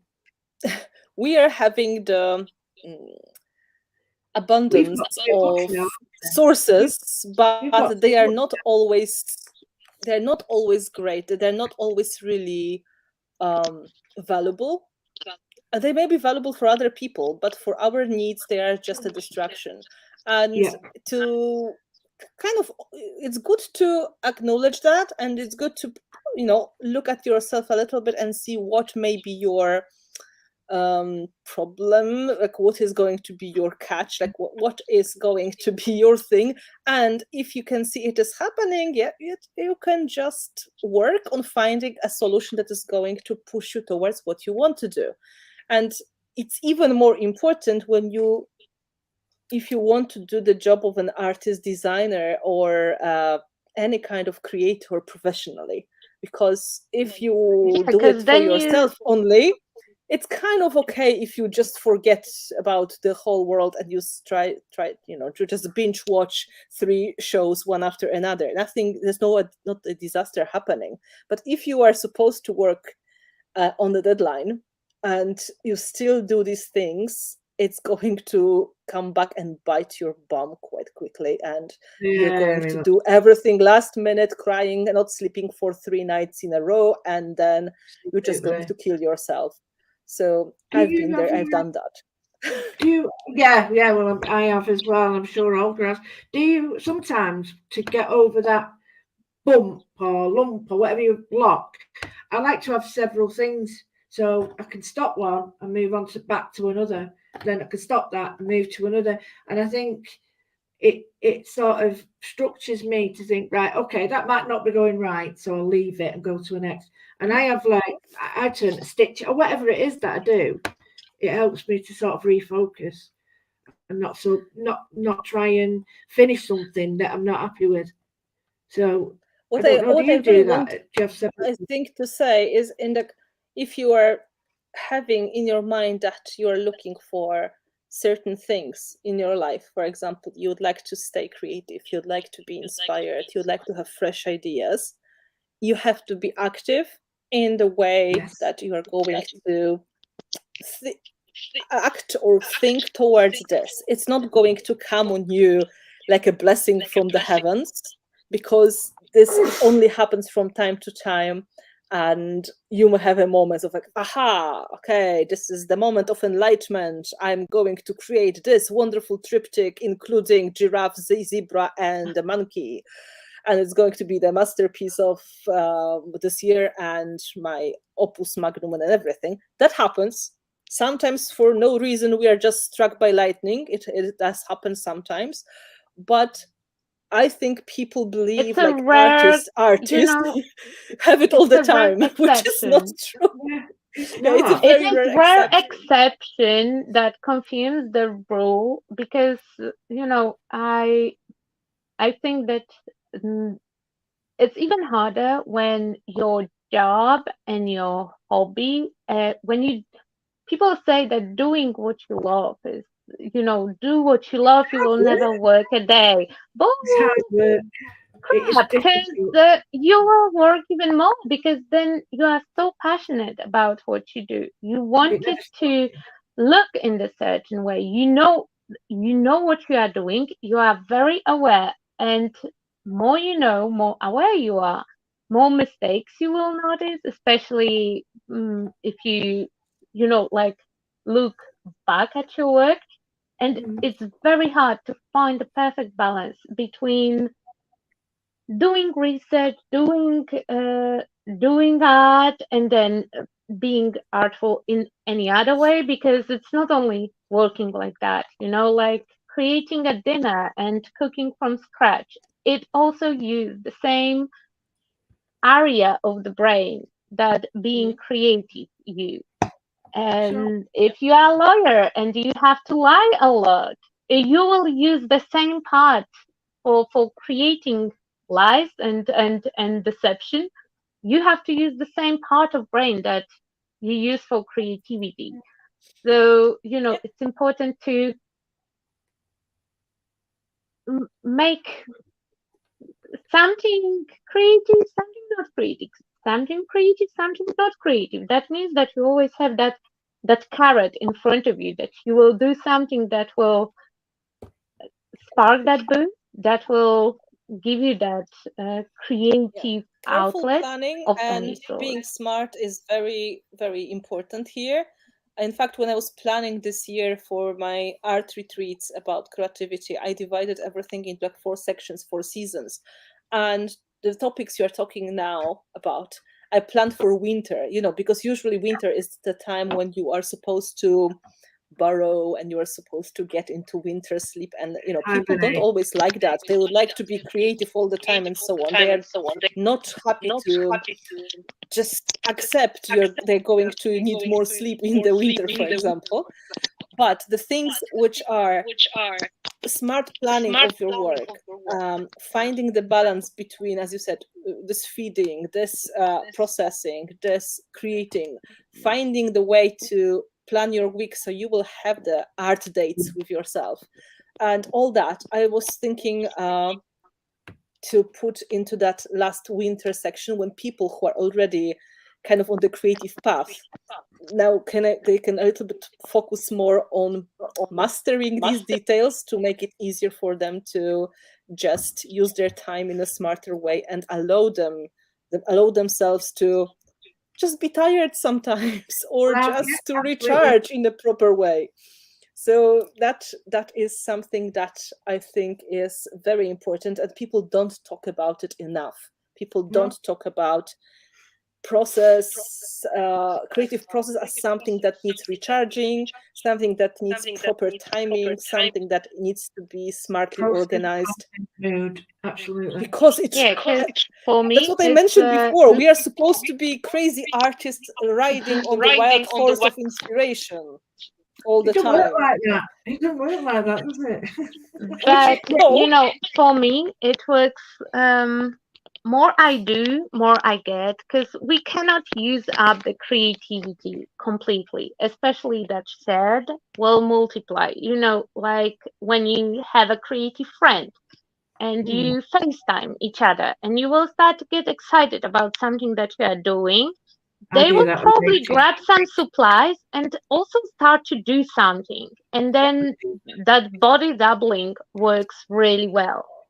That's But one of my strategies as well. Yeah, absolutely. so so we cannot use it up completely forever, but it's also not forever at the same level. I think about it like a well that will refill itself, but if you will take everything up to the very bottom, then you have to wait a really long time until you will have something on the level that will not force you to dig and to do a lot of work to Yeah. get some water from that well.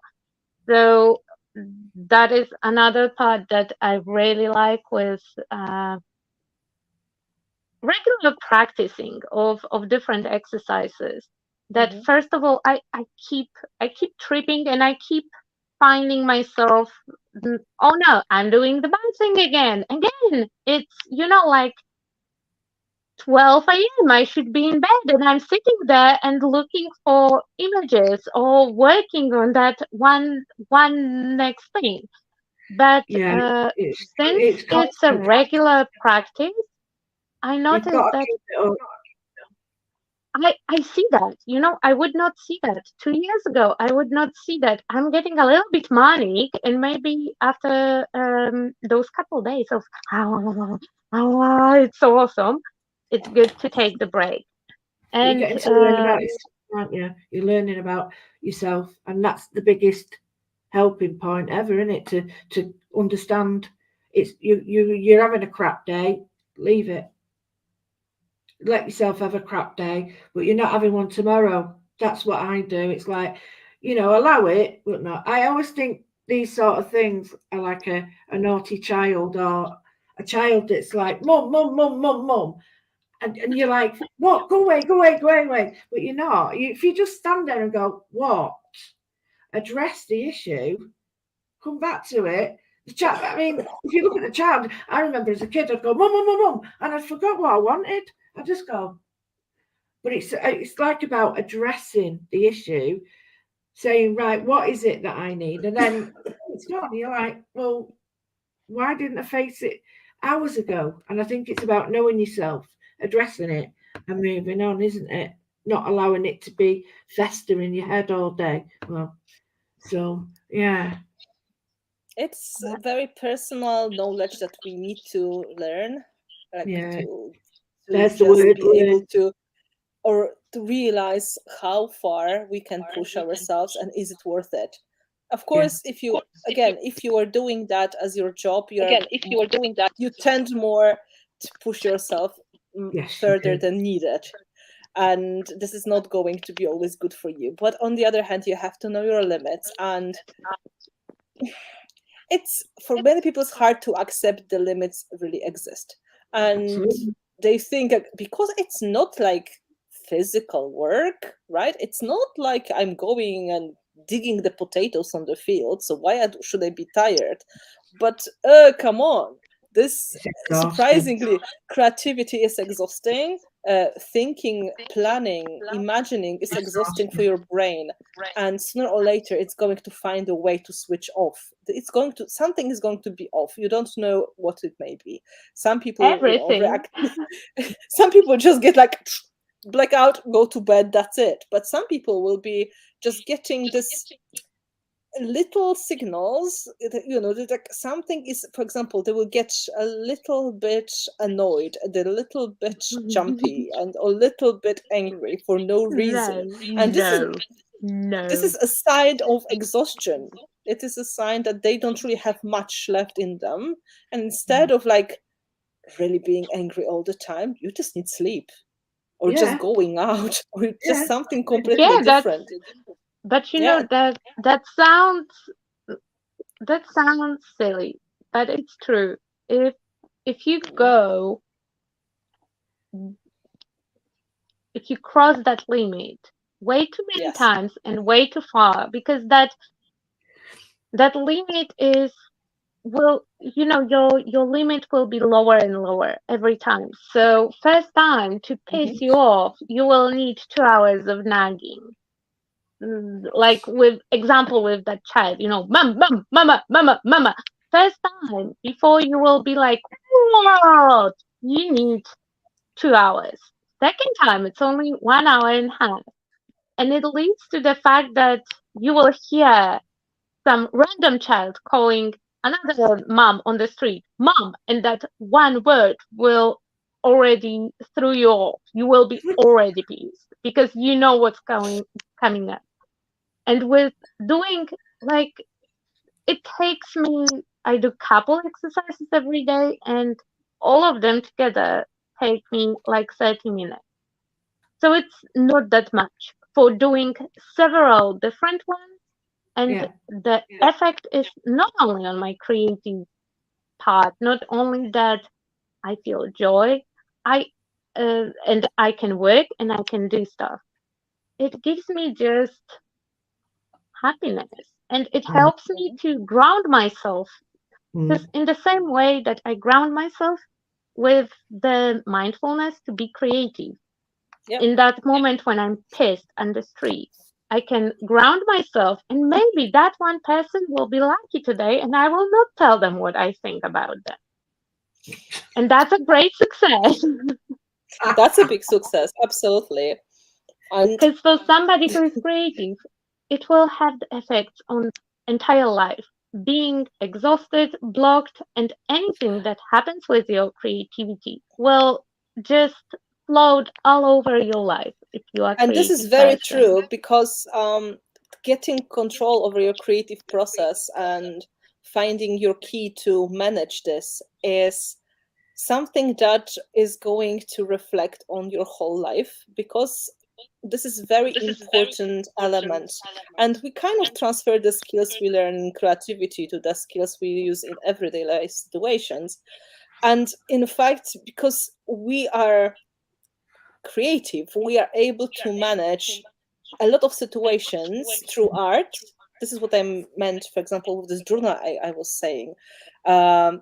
You can use the art as an outlet for yourself to process things which are not easy for you. You can journal, you can rip paper, you can splash paint if you are frustrated, or you can just express your beautiful, blissful feelings, or on the top of that, you may express your not so blissful feelings and being a little bit angry, and consciously decide to use that creative powers to transfer them into something else, which is absolutely, I think, the best thing you can do.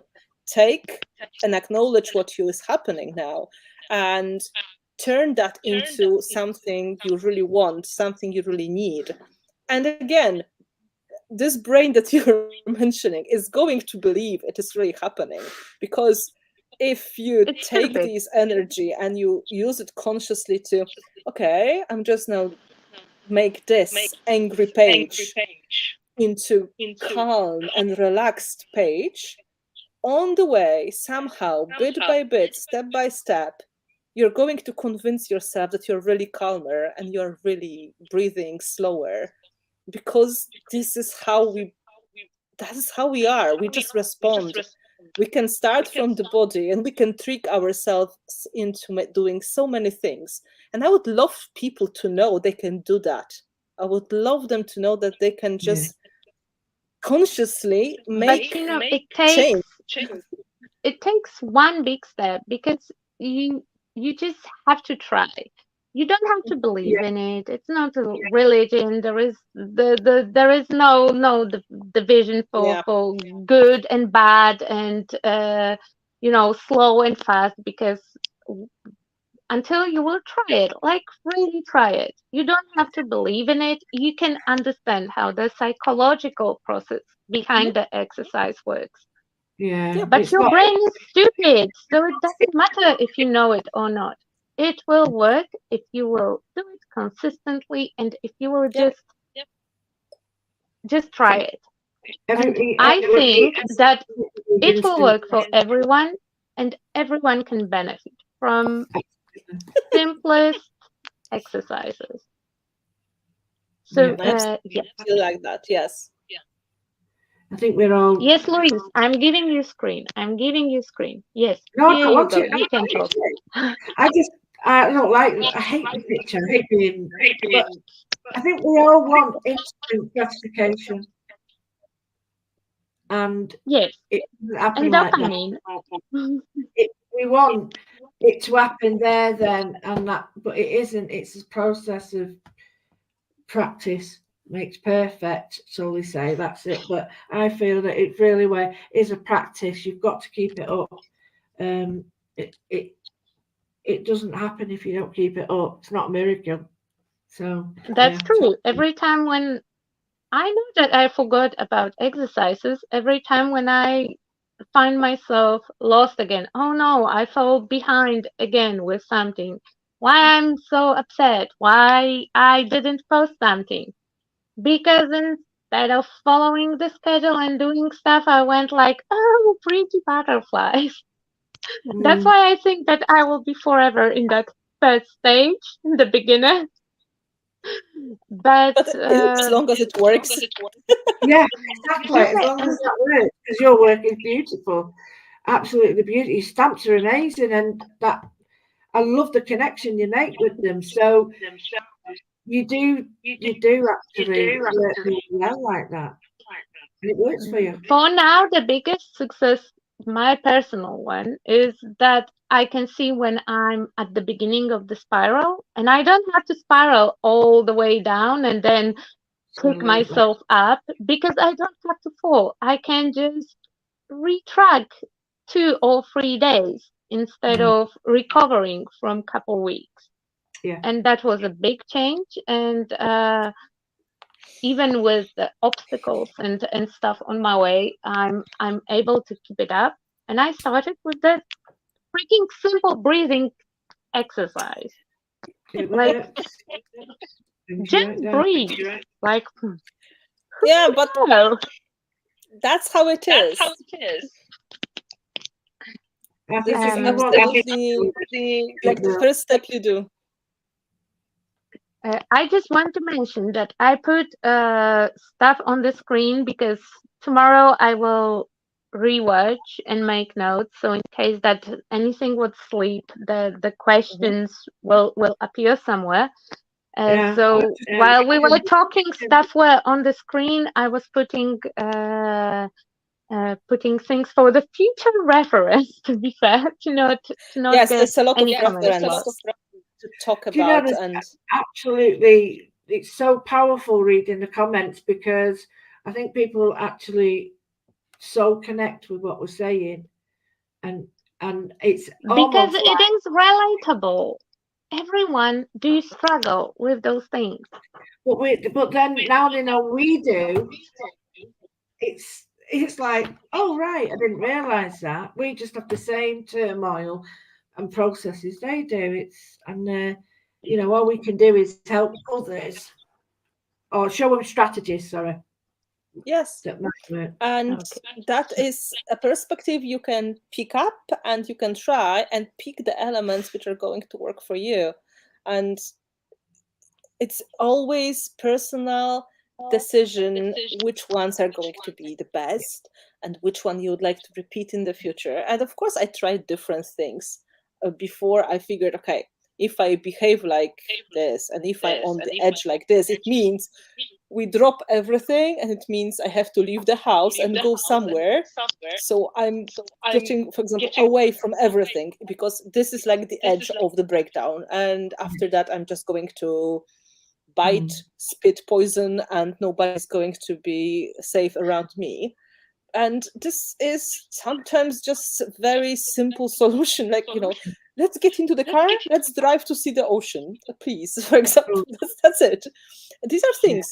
And burning out is a serious thing, and it does happen to people a lot. And you can recover. You can recover from the burnout. You can recover. I recovered, and I didn't have the burnout when I in came the to creative you journey. For the but before, I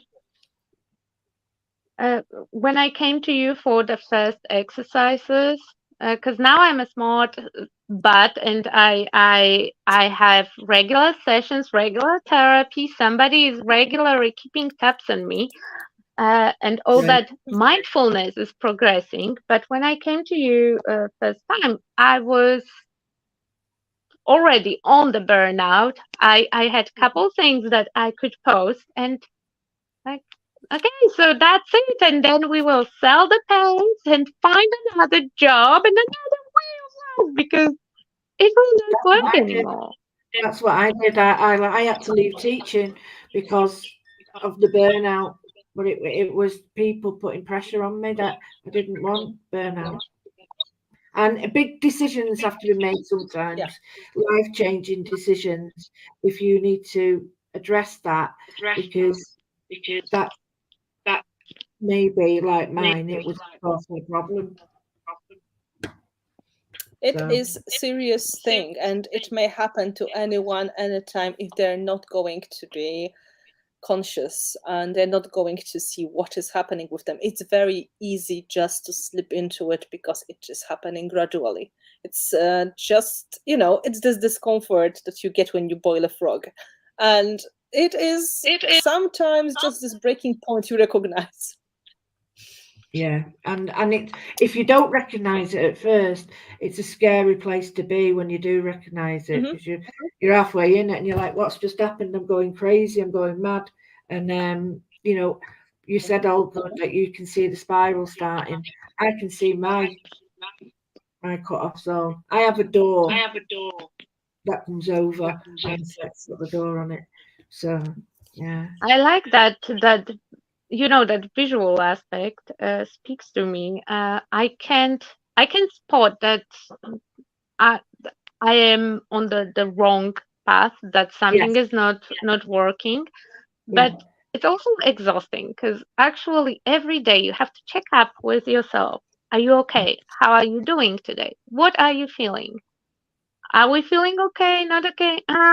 Do you want to process something? Because you have to check with yourself every day.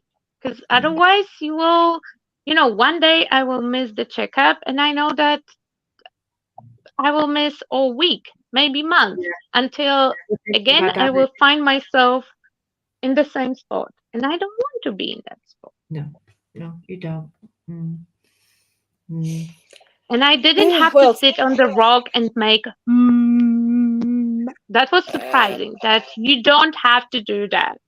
It's No, I love that. it sounds crazy when people okay, if you love it, if it's for you, you can do it. If it helps you, go for it. It's lovely.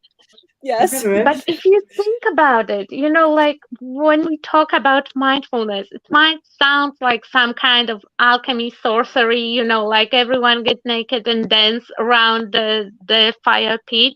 No, it's actually a very normal thing.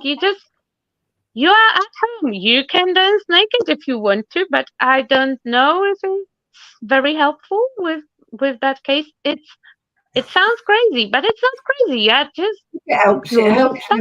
you. It doesn't hurt anyone else. Yeah, you breathe in, you breathe out, you put your feet on the ground. Sometimes you put them up, sometimes you put them down. Nothing like very extremely weird or witchy is going on, and magic still happens in my It does. in my opinion. Yes, and it's very true because it all is based on really being self-conscious and not being afraid to listen to your body signals, to your head, to your heart. Like, people are sometimes really blocking themselves from listening because they have some trauma or they have some reason they are not willing to listen because it may be touching the problematic situation they don't want to face right now.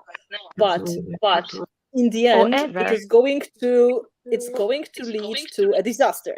So this delicate ways of checking on yourself, like delicate ways of trying to see how the situation is going and how can you let yourself feel what is happening, really, they are very powerful tools, and they're going to help you on so many ways. Like I heard that sentence repeated to me multiple times when I was taking this soul coaching class. It was over a week long, and I was spending 10 hours every day on this. Like, the truth is, if you were, it was so intense, and the truth is, if you believe it or not, or if you feel it or not, this transformative change is happening in you already, because you allowed yourself to start the process, and you started to let this concept to sink in.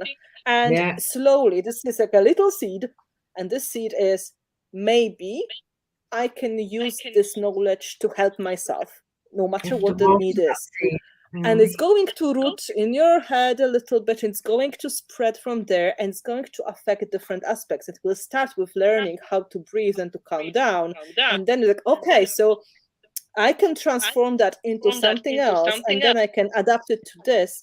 And bit by bit, it is really useful and powerful tool. The only thing you need is to listen to yourself and not be afraid to find your own voice, and yes, ask yourself questions and accept the answers, because the answers may not be the most expected ones, maybe not the most comfortable ones, but they're going to be truth, and you need to know that it probably is going to sooner or later come up in this or different form.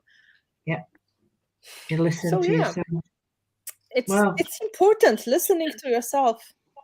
It But just feels, in general, I find that artsy way of mindfulness, because it's mindfulness focused on art, so you get real therapeutic benefits without a risk of triggering anything or on resurfacing some traumas. Because when I think about therapy, probably when most people think about it, it seems dangerous, because maybe you are playing with some danger triggers. It's nothing like that, and it's hard to explain, because it sounds like a crazy person talking, and I realize that I'm talking like one of those people who believe that if they drink the water after quarts, the cancer will be gone. I do realize that I sound like a crazy person. But and I will tell you a good example. It is a really cool thing, and I can't believe that I lived with that stupid conviction that it will be like, no, that is not for me. That sounds like magic and some kind of weird tricks. No. I absolutely agree with that, but on the other hand, like, really, what worked for me, for example, I was on the edge when I was exhausted on many levels, like and I had this hard time in around, let's say, end of the last year, and I was really talking with my friends about it. Oh, and that's it was everything was just going, not the right way. And they said, you can. We know that you are managing and you know what you are doing, but maybe you should see a therapist. Is it? Maybe. But it would be like, I don't have energy to cry that much at this point of my life. This is not the goal. I don't have the energy to cry now. I don't want to cry. I want to do something else. Yeah, I've been there. Yeah, so, okay, what else can I do? I went for vacation. The best therapy ever. What I really needed at that point was to get some perspective, changing the environment, sleeping a lot, I needed a break, and that was very much the solution in this case. I didn't need to drag my emotions again out of myself to explain to the person I don't know all the things that happened in my life. And I really worked with it myself for a long time, and I really know what is going on, and I really know that this doesn't make sense, but still sometimes will resurface because we are human. I just want to relax. People, give me alone. And that was like, do I really need to go to the therapy? Probably it would work, but it would cost me a lot of energy, and probably would get me in the same place. as going for 1 week and a half vacation. So Because there are also different kinds of exactly. therapy. Because the one that you are talking about is that stereotypical, like, tell me about your No, I cry childhood all and the how time, do you Olga. This feel about doesn't that? matter. No, it doesn't matter. I cry all the time. No matter what Uh, kind of discussion is I going to never be. cry. We should See, mix up because yeah, I I don't cry all the cry. time. So even if it's going to be talking about But something kind of neutral, I will cry in the end anyway. because will both cry. of you, the practice that you are doing is very It's like a similar to my occupational therapy that is led by actual doctors, and it has some science behind it. And that was the thing that did convince me, because I came to you, I did try different stuff. I also I'm going for regular therapy. I'm not crying there, and nobody drags anything. But it was just a part of the program, and Yeah. I found it beneficial, so I kept it. But that occupational one is completely different. It's more directed to people who constantly, like I do, feel lost. I constantly find something I new that I can understand, get because lost I know what this kind of therapy is. But the reason I cry is not because I'm sad. It doesn't. I don't cry because I am traumatized. I cry because I'm exhausted. Yeah, This is the story. Because I'm exhausted. I don't have any energy left, and I can either feed myself on the anger, and I can use this anger to keep going, and I can either. Oh, you can go really far with that. Yes, but you can I'm talking either from the face experience. it. You can either put it outside and hurt other people around you with very harsh words or being unpleasant, or you can put it inside of you, and this is what I usually would do. And then in the end, I'm going to break into pieces and I will cry, because I have no energy left in me. So no matter what kind of therapy I will have to go, it will be effort, and I don't have the energy to do any kind of effort on this level. So whatever that would be the discussion, it was not going to give the benefit I needed.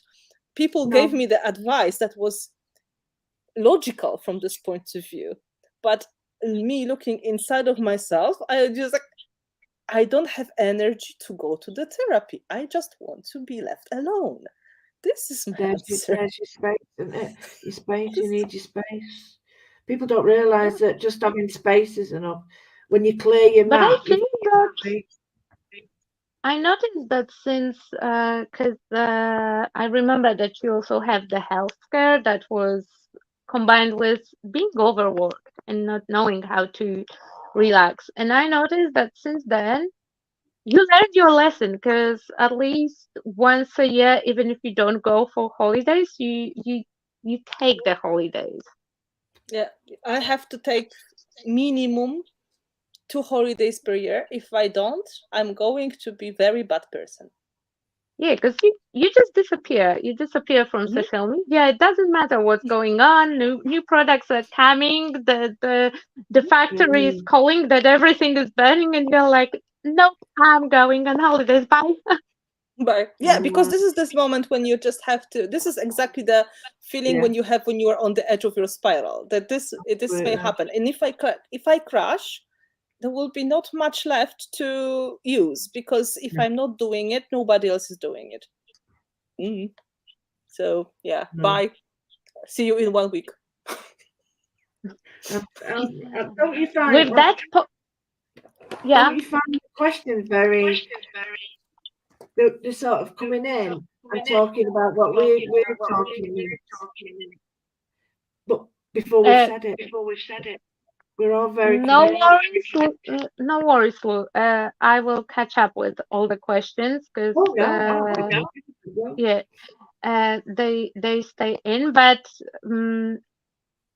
talking about those things, it is important, because no matter how many times we have those conversations, it helps someone. Even if one person in the comments will decide to, I don't know, do something nice for themselves today, just to have a better day tomorrow, I'm happy. I'm happy. I'll have my win. I think Okay. we could do this again, and we could even try little exercises that maybe work for us. You know, just to show. I'm happy to manipulate the chat and make the studio magic if you are making exercises, because my exercises performing on camera will be just not a good example of exercise. No, I didn't mean it like that. But really enjoyed this, and it's really inspired. I really hope our conversation gave us a little bit more of the insight what we really meant by the art and heart in creativity, and how it is all connected to the everyday life and how we use it to manage. Oh yeah, because we lost the conclusion, and yeah, the conclusion was that it is not coming from your heart or from your head only. No, it is coming from everywhere. Everywhere, and even if you shut out one factor, it will be not complete. That's a really good. It is not complete, because we are only complete if we are, whole, like we are using everything, every asset that we have. It's such a shame to leave something out. So what in JAMA we have regular meetings, and people can go there to look for cheerful souls from like-minded people who are usually very lost during the live stream. And give me a little chat. So, would you like that? Me? Yes, me always. I didn't know whether you wanted to repeat this. But we can come up with another topic. But I was meant to ask Anna, can you tell us more about upcoming retreat? Because I'm excited. And I'm sure that as Louise signed up as well, we will be sharing stuff in group, like experience. No pressure, right? No pressure. You just have to go and... No, just 2,000 people will hear our honest opinions. No worries. It makes me smile, right? Because you're like, no pressure. And well, I'm like, well, everything he does is brilliant. And it's, but then people say, I need to do something, and I'm like, oh my God. And we're just real. We're just like everybody else. That's what happens, isn't it? We just like get worried and we think, oh, this is it. So yeah, it's really interesting seeing you do that. No pressure. Well, I'm not going. I promise, I'm not going to let it sink in. I will just do it the way I usually do it. So what I was thinking, because I such a voice, I can hear myself. What I was thinking, because I do so much of the classes of different kinds, and I also started these more, let's say, inspiration and creativity focused classes last year. I think it is a relatively new topic, and people may not really know what to expect from this kind of combination of the ideas. So the mini retreat, which is coming next week, is like a trial version to see what kind of activities you may expect in a full blown retreat I will do 4 times per year. And that means you get like limited trial of different things. So there's a bit of activities and exercises that you can use for your benefit. Then there is a little bit of the relaxation, a little bit of intuitive art, but absolutely in the way that is approachable for any kind of person. We're not going to focus on creating certain project that I make, but you're going to focus on the project that is important for you, something that is going to reflect you. And I'm doing all of that with you, of course, along the whole process to show you how it may work, to give you confidence and to create that interaction. But on the other hand, you have the space to discuss with all of you in the group. You have the space to see everything and just to see how this skill set, this kind of techniques, these ideas I'm going to give you during that time, how they may work for you, and how do you feel with this style of work? How do you feel it's going to work for you? And maybe if you feel this is promising and this is something that you like, you would like to go a little bit deeper and go for like a full size event, which is going to happen. Which is going to happen during the long one, for example, because Into Summer is going to be like the big one. It's the first week of June. Will you be making a relaxation recording as you do in Creativity Whisperer?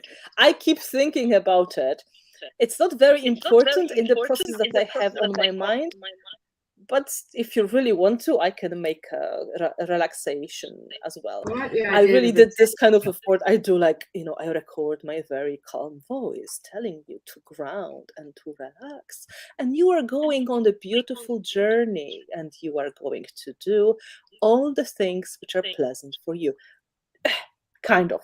But for some people, it's great. For some people, it may not work because this is not their vibe. And this is the power of this kind of classes.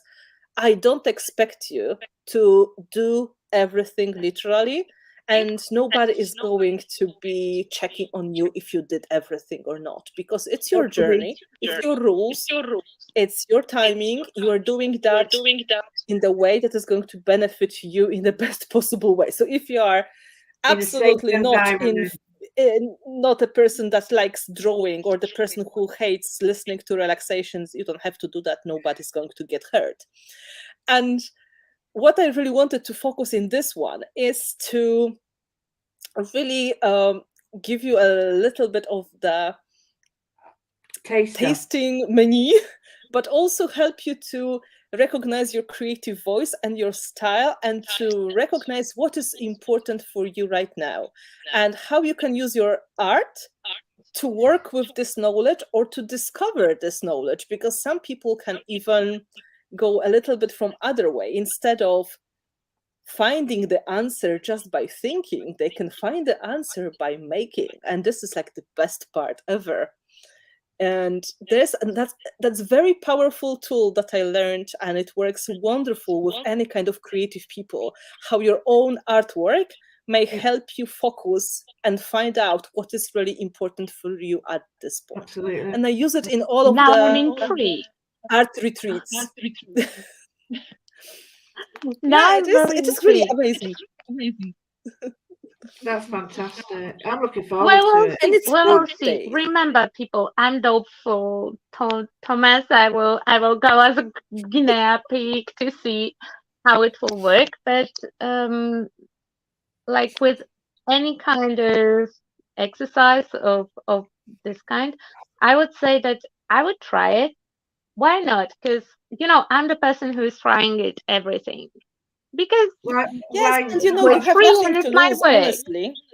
What have you got to lose? You have nothing to lose except a bit time, and if you feel like, oh, this is not my way, I prefer to dance naked around the fire pit, lovely, I'm with you. Whatever makes you feel creative, it's wonderful. You have my full support. And that's what I think. We never know what's gonna work and what's gonna click. And in such a way, you're giving everybody a chance to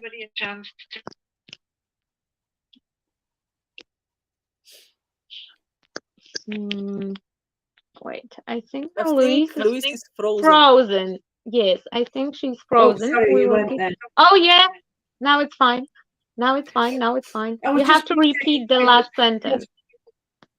Yeah, and what I was saying is, this retreat, it's free. You are giving your time. You've got the support there, but most importantly, it's in a safe environment where creativity can grow and it won't be bombarded with negativity. And you can't ask for anything more than that. You need that to grow. The support is there. So I'm really looking forward to it. I hope everybody signs up. If they don't, I'm going to bombard them with messages telling them to sign, because they won't know it works until they try it. Exactly. I will definitely report in JAMA how it's going, because Please. being I am. forced to report somewhere, like that's another thing. I have to have the purpose of, I don't know, reporting, sharing, or somebody have to keep me accountable, Reviewing. because I'm not Reviewing. keeping tabs on myself. Reviewing. So I like that's to why keep notes with you, so I'll do the same. I'll report back. I like to share stuff in the group experience or go in it with a friend. Because for creative whispering, I went with Nunu. I forced her to do the first exercise, and then she was forcing me to do all the other ones, because she was like, no, you told me to sit down and do it, and I did it, and now you have to do And it. you've got to, So yeah. I need somebody who will force me, because I know myself. Even if it's short, Rachel's like even if that, it's yeah. 5 minutes, I will keep looking for the excuses. So I will report back, just to make sure I that I hope so. will actually accomplish everything. I'd love to do more in the future with you both, and the group, because I think there's so much we could do and so much to offer. It's amazing. And we can talk forever for England and for Yes, everything else, and because it's 2.5 hours. I'm just letting you know. yeah, it's very, very long. We have to do it more often, but shorter. Yeah. You have to Yeah, have and more you have to have aims I and will objectives. I will try to cut out a shorter version, just to put it out there. Yeah, I will try to cut the footage somehow, so it will make sense. I like it as it is. I don't mind. What's not? It's been wonderful. Yeah, Well, on my side, it was super fun. I was really Roger. looking forward for it, because it was my social time for all the last week. So yay! Oh, it's brilliant. it's a lovely time to just able to discuss things like this. I saw some of you mentioned that you don't really have, you would love to have somebody to discuss these topics with. The truth is, in the way that we usually spend our time, we don't really have anyone next to us all the time that we can talk about this kind of topics. That's why we do it in let's say kind of online version of it, so we can connect with each other and we can discuss, because art is one of the most important topics to discuss, I think. And we don't have to agree, but it's absolutely worth discussing. I do agree. I And do agree. And both in the creative whispering group, we had that. I found it in JAMA. People who gravitate towards those places, they are ones that struggle. Maybe not necessarily with every single thing that I do struggle, but with something else. And then, we can be there for each other and just support absolutely. each other. I can tell you only one thing. If I'm getting very quiet, it means it's bad. So it's better for me if I discuss things with people, which means I release or I process the things, instead of me being quiet just with myself and not talking to anyone, because this is the first sign of exhaustion. So these kind of conversations we have, they really are great refreshment, and they give you the lovely purpose and reminder that people really can benefit from just sharing our experience, because of course over the years we gathered some of experience, and it may be not exactly as all other people's, but if you are smart, you always pick up the good things that are going to be helpful for you. And even the fact that we kind of talk about the things and we're like, yeah, this is the same for me, or like, it's just, even that is kind of helpful. In the past, people were gathering around and peeling potatoes and talking, so it's kind of a similar thing as well. We just have to gather and talk. it doesn't make situation better, the fact that somebody else also have bad situations. No, You know, two no, bads do not make it good. But knowing no. that you are not alone, That's it's a the lot bit. because We all struggle with you, similar things. Yeah, we do. yeah, so that's really really cool, and I'm happy that a lot of people find it helpful. I will do my best to produce a shorter version of the stream because I forgot to keep track on the clock. Sorry. Best of don't luck. think it's right to me. Yeah, I and think- we'll think about some kind of shorter format to Yeah. condense info because those conversations are important and are Yeah. needed. And yeah, and the ones that I've never heard honesty like this, and that's what we've all got in common. It's all honesty and from the heart. We can check after first part of retreat. You know, maybe some people will want to join us on the screen and talk about Yes, the absolutely. experience.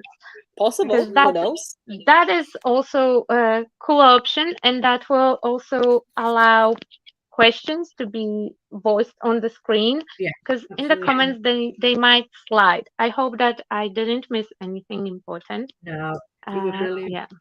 No, we got a lot of lovely comments and support, and people were sharing a lot of information how they start with their work, how they work with their own isn't it? creativity, and a lot of other important details. For example, how they feel about struggling and how they are in a need of finding some push, or how they manage when they need that. So a lot of valuable content here in the comments. Yeah, it Okay, is. I had fun today. I don't have did anything more to say. I'm It's rare gonna go- case. So we will. I will say Thank you. and thank you so much, and I'm going to go away and process those elements that are really interesting to me. I've took some notes, but yeah, I'm really looking forward to the retreat. Really, I'm looking forward to it. Thank you. I'm looking forward to see what is going to happen. It's my baby, and this baby is going to be coming soon. So I always get a little bit like over the moon when the things happen. So now I have to do the boring part. I have to write all the text, which I don't like, but I'm ready to I'm ready You're ready to for delivery. You ready for delivery? Yeah, well, I would prefer just to talk to people all the time, but I know it has to be also written in some Then we end up with 2.5 hours. Right, you better go now. That's what happened when you tap away the script. Love it. Yes. That's what happens when you start on the reels. You lose hours, but we've made more sense out of this one. That So- was cool. I will wrap us up, and all the links will be in the description, and it's starting soon. And Really enjoyed it. Thank see you you very soon. much.